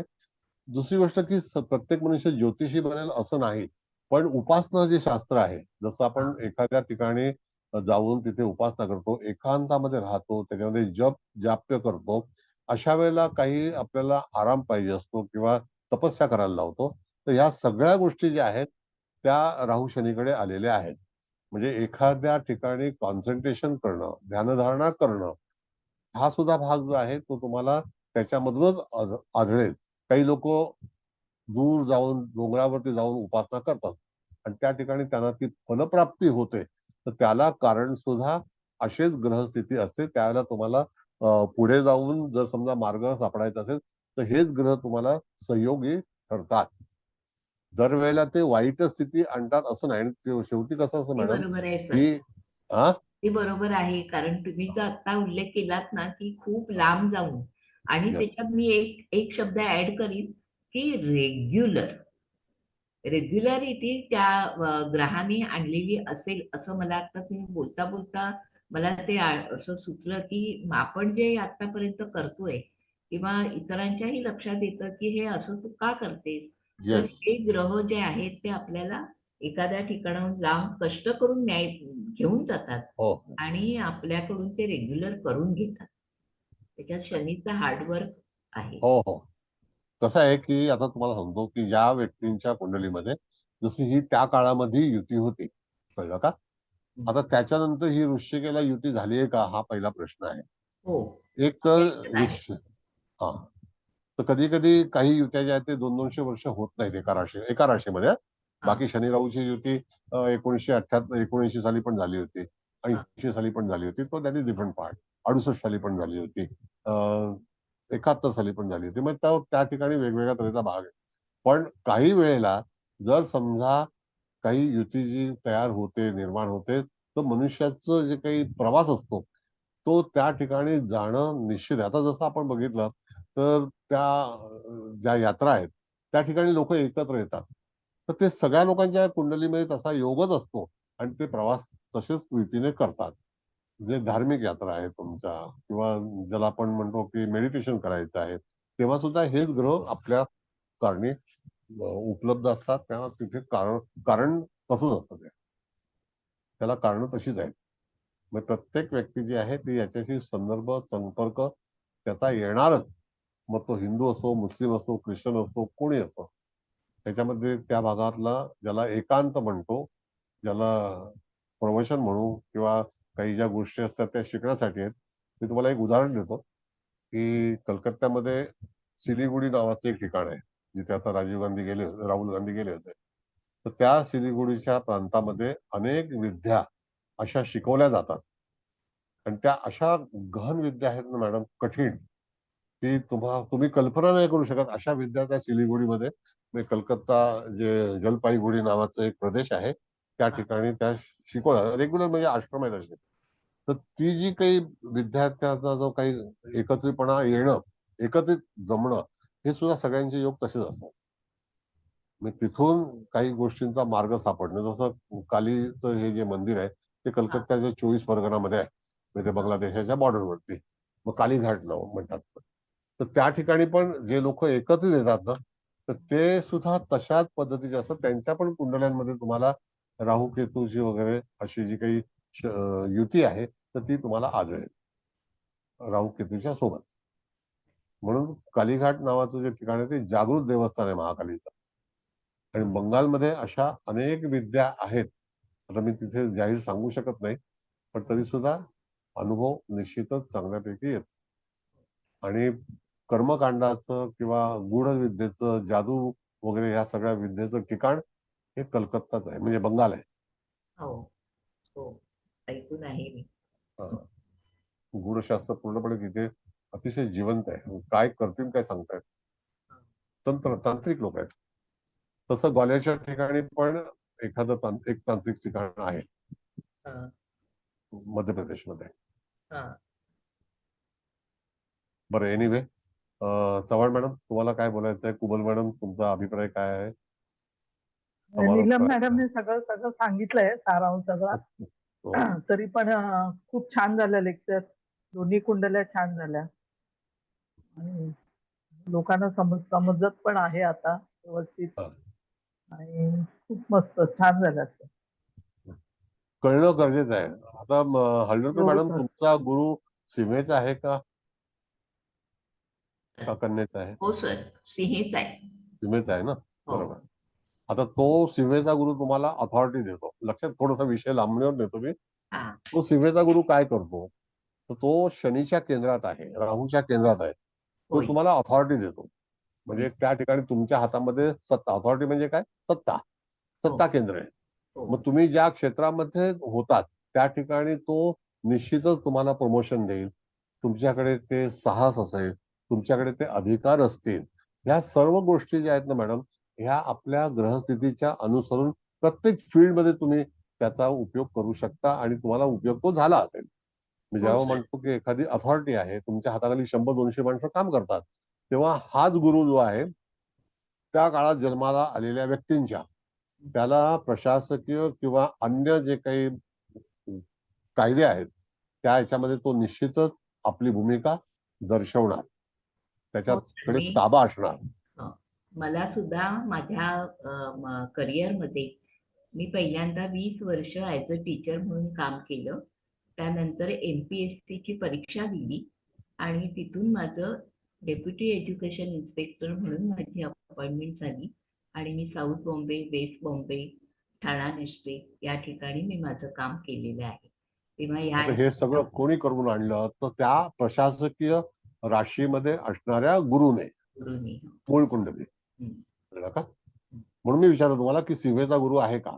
प्रत्येक राशीच्या याच्यामध्ये गेल्याला पण चर्चा झाली होती की राशी आणि गुरु ह्याचा तुम्हाला तो काही भाग मिळतो किंवा मिळवतो आपण आयुष्यामध्ये, तो फार महत्वाचा आहे. म्हणून आपल्या कुंडलीमध्ये कक्षेच्या पलीकडचा जो दुसरा ग्रह आहे तो गुरु आहे. त्याच्या अगोदरचा ग्रह मंगळ आहे, तो श्रमिक आहे. पण गुरु श्रमिक नाही आहे, गुरु रुबाबदार आहे. गुरुला माहिती आहे की लोकांना हाताळून कसं पुढे जायचं, म्हणून गुरु श्रेष्ठ आहे. म्हणून तो देवाजवळ जास्ती असतो, दानवाबरोबर कमी असतो. कळलं? अगदी perfect sir. This is called prediction. हा अभ्यास आहे एक प्रकारचा. आणि कसं आहे की हे चर्चासत्र आहे, मी तुम्हाला असं नाकारणार नाही किंवा तुम्हाला असं अपमानित करणार नाही, पण तुमचे प्रश्न किंवा तुमचा जो उद्देश आहे तो सहज लक्षात येतो. म्हणून तिथे आपल्याला गुरु ह्या ग्रहाबद्दलचा विषय आपण विचार केला. Okay, thank you sir. खूप गोष्टी आज उलगडल्या मला. बरं, आता कोणाला समारोप करायचा आहे? कुबल मॅडम, चव्हाण मॅडम, बोला, करा. आणखी पुढे आता बघतो उद्या चव्हाण मॅडमचा क्लास आहे, परवा कदाचित मी जिबू सिम्बॉल लावेल. मॅडम झालं का बोलून तुमचं? चव्हाण मॅडम बोलतायत का मॅडम? हो सर, हो हो हो मॅडम. हा, मग मी बोलू? हा, सर नमस्कार, चव्हाण सर. मॅडम नमस्कार, आणि हळदणकर मॅडम तुम्हाला पण नमस्कार. आज तुम्ही पण अगदी म्हणजे रोज तर खूप व्यवस्थितच, पण आज प्रॅक्टिकल अप्रोच पण आम्हाला स्वतःच्या कुंडलीवरनं पण सांगितला. या संदर्भात पण आता मी थोडंसं फक्त सर सांगते की तुम्ही आज आपल्याला चतुर्थांश कुंडली आणि द्वादशांश कुंडली म्हणजे D4 आणि D12 या 2 कुंडल्या सांगितल्या. तर चतुर्थांश कुंडलीचे ते कारक गुरु आणि मंगळ. तर आधी आपण गुरु बघितला, म्हणजे ह्या चतुर्थांश कुंडलीत तो वृश्चिकेचा आला. मग त्यामुळे त्याचा आपण मंगळ पण बघितला. मग त्या मंगळाबरोबर युती कुणाची आहे तर शुक्राची, ती पण बघितली. त्यामुळे तुम्ही ते एकदम छान पण सांगितलं की जातक म्हणजे इंजिनिअरिंग साईडला तर जाणार म्हणजे टेक्निकलला, आणि तो सॉफ्ट इंजिनियर असेल, सॉफ्टवेअर इंजिनियर म्हणजे म्हणजे कसं आपण अगदी डेफ मध्ये पण असं नुसतं इंजिनिअरिंग करेल किंवा टेक्निकल लाईनला जाईल असं नाही. म्हणजे तो कुठला ग्रह त्या मंगळाच्या युतीत आलाय ते पण आपण बघितलं, ते छान कळालं. तसंच तो गुरु म्हणजे फार्मा, आयुर्वेद हे पण देईल. आणि तुम्ही ते हर्षलाबद्दल खूप छान समजून सांगितलं की आपल्याला हर्षल का बघायचा, कारण तो ऍडव्हान्स रिसर्चचा कारक आहे. आणि हे अगदी अगदी अगदी बरोबर आहे म्हणजे. आणि अजून काय तुम्ही म्हणजे द्वादशांश कुंडलीमध्ये आई वडिलांचं म्हणजे स्वास्थ्य आणि जीवन कसं बघायचं, तर इथे आई आणि वडिलांना तुम्ही म्हणजे साधारण त्यांच्या उतार वयात त्यांना प्रॉब्लेम येऊ शकतील असं पण सांगितलं. आणि तो जो मंगळ आहे ना, आणि म्हणजे तो ऑपरेशनचा पण कारक आहे ना, म्हणजे तशी पण म्हणजे नुसतेच ते आजारी पडतील असं नाही की ऑपरेशन करण्याची वेळ पण येईल. म्हणजे हे पण म्हणजे खूपच इतकं छान सगळं समजून सांगितलं सर. म्हणजे अगदी आता बाकी सगळं त्या मॅडमनी सगळं सांगितलंच आहे, पण मला हे 2 पॉइंट साधारण सांगाय वाटले म्हणून मी ते सांगितले. आणि मग त्यासाठी तुमच्या, आणि तुम्ही गोचर पण सांगितलं. गोचर बघताना आपण ते आधी मूळ कुंडलीला लावून बघायला हवं, ते पण खूप छान सांगितलं. आणि ते गुड कारक तर ते आहेच इथे पण ह्या म्हणजे पहिल्या चतुर्थांश कुंडलीत तो चंद्र आणि राहूची युती आहे ना, त्या जातकाच्या दशम स्थानात म्हणजे मेषेत. तर म्हणजे तुम्ही गूढशास्त्र शिकायला राहू केतू बरोबरचे पण ग्रह बघायला हवेत, ते पण खूप छान म्हणजे सांगितलं सर. त्यासाठी आम्ही सगळेच म्हणजे मी स्वतः आणि इथे जमलेले सगळेच, आणि तुम्ही म्हणता तसेच इथे जे जे जमले ना ते खरंच भाग्यकारक पण आहेत, आणि काय म्हणायचं रेप्युटेड आहेत सगळे. आणि सगळेच इतकं छान शिकताय, तुम्ही पण छान शिकवताय. तर मला सगळ्यांना विनंती आहे तुम्ही खूप चांगला अभ्यास करा, कारण एवढं ऍडव्हान्स कुठेही फ्री मध्ये तर नाहीच नाही, पण फ्री असू द्या किंवा पैसे देऊन असू द्या, इतकं डिटेल मध्ये नाही शिकायला मिळणार. तर सगळ्यांनी ह्याचा खूप छान छान उपयोग करून घ्या, ही नम्र विनंती. सर नमस्कार, मॅडम नमस्कार, मुकेश भाऊ हळदणकर मॅडम, थोडासा दुसरा एक विषय सांगतो तुम्हाला. आहात ना तुम्ही? हो आहे ना, आहे आता गुरुवरून विषय निघाला म्हणून सांगतो. आता मुळामध्ये ज्या वेळेला गुरु हा सिंह राशीचा आहे, शनीच्या केंद्रयोगात आहे, वाक्य नीट ऐका, शनीच्या आणि राहूच्या केंद्रयोगात आहे, पण त्याने त्याचा धनत्रिकोण सोडलेला नाही.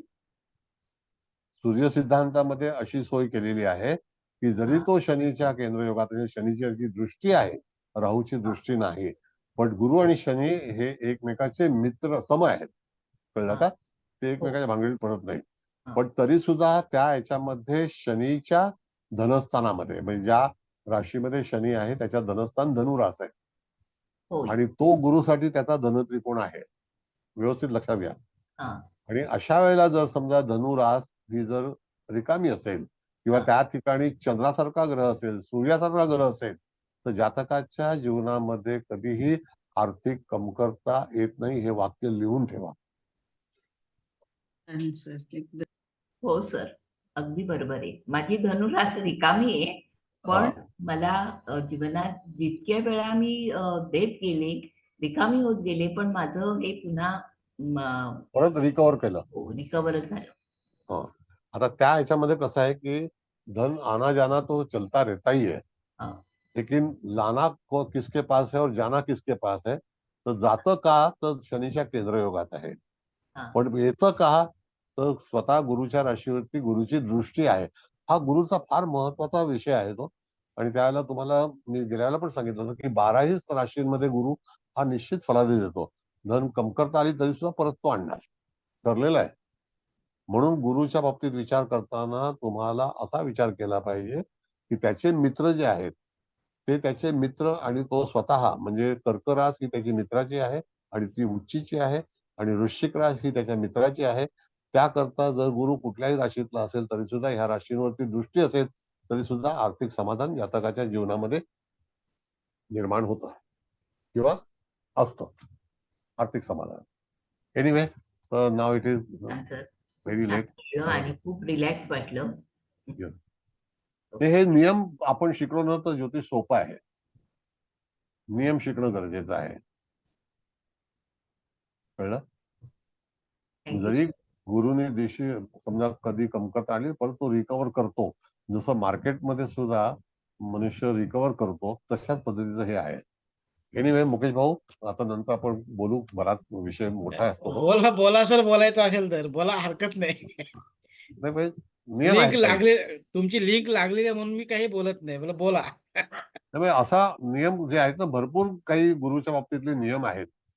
गुरुला पहिली गोष्ट लक्षात घ्या, परत सांगतो मी अगेन तर आपला एक जो देवाच्या शेजारी उभा राहतो त्याचे अधिकार आहेत ते गुरुचे.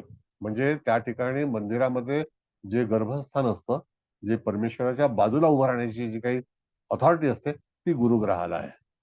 त्यामध्ये जेव्हा एखादा ग्रह विस्कळीत होतो किंवा त्याला डिस्टर्ब करतो त्यावेळेला त्याच्या हातून ती संधी जाते, त्याच्या मानामध्ये कमतरता येते. मग डिस्टर्ब कसा होतो की गुरुच्या युतीत कोण असावं हा एक नियम आहे. कळलं? गुरुच्या युतीत कोणाला किफायतशीर आहे तर जसं की आपण बघितलं दिल्लीचे चीफ मिनिस्टर आहेत, त्यांचं सुद्धा जे कुंडली आहे ती बलवान कशी आहे तर ती बलवान असताना गुरु रवीची युती आहे. म्हणून अशा वेळेला गुरुच्या सोबत कोणी असावं तर राजाने असावं. राजा हा गुरुला जास्तीत जास्त मान सन्मान करतो. बघा राज्याभिषेक होतो त्यावेळेला ब्राह्मणांना आमंत्रित केलं जातं, त्याच्यावरती गुरुला पहिलं स्थान असतं आणि गुरुला नमस्कार करतात. जसं रामराज्य होतं, रामाची पण जी स्थिती होती त्यावेळेला त्यांचे गुरु जे होते त्यांना अतिशय मान होता, सन्मान होता. मग पिता आणि गुरु या दोन्हीच्या बाबतीमध्ये जेव्हा त्याला चांगलं यश मिळतं त्यावेळेला तुम्हाला पाहिलं पाहिजे की गुरुची अवस्था कशी आहे. हे विचार आहेत आपल्या ज्योतिषशास्त्रातले आणि हे कायम लक्षात ठेवणं गरजेचं आहे. कळलं? मग मेषेचा गुरु असेल, सिंहेचा असेल, धनुचा असेल किंवा धनु राशीवरती त्याच्या स्वतःच्या राशीवरती जेव्हा तो दृष्ट होतो ना त्यावेळेला तुम्हाला निश्चितच फलादेश चांगल्यापैकी मिळतो. मग आता गुरुच्या राशी 2 आहेत, एक मीन आहे आणि एक धनु आहे.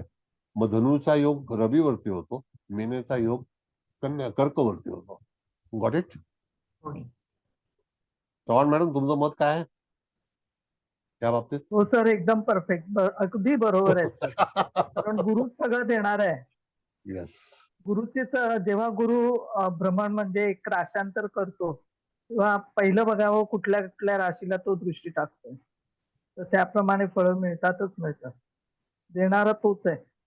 बघा ना आता वृषभ राशीला गुरु आल्यानंतर माझं तर मला हे आहे, शाश्वती आहे की प्रचंड प्रमाणामध्ये आर्थिक सुधारणा होणार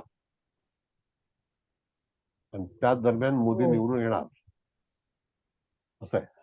तर तुमच्या कुंडलीमध्ये पण धनस्थानावर दृष्टी येते.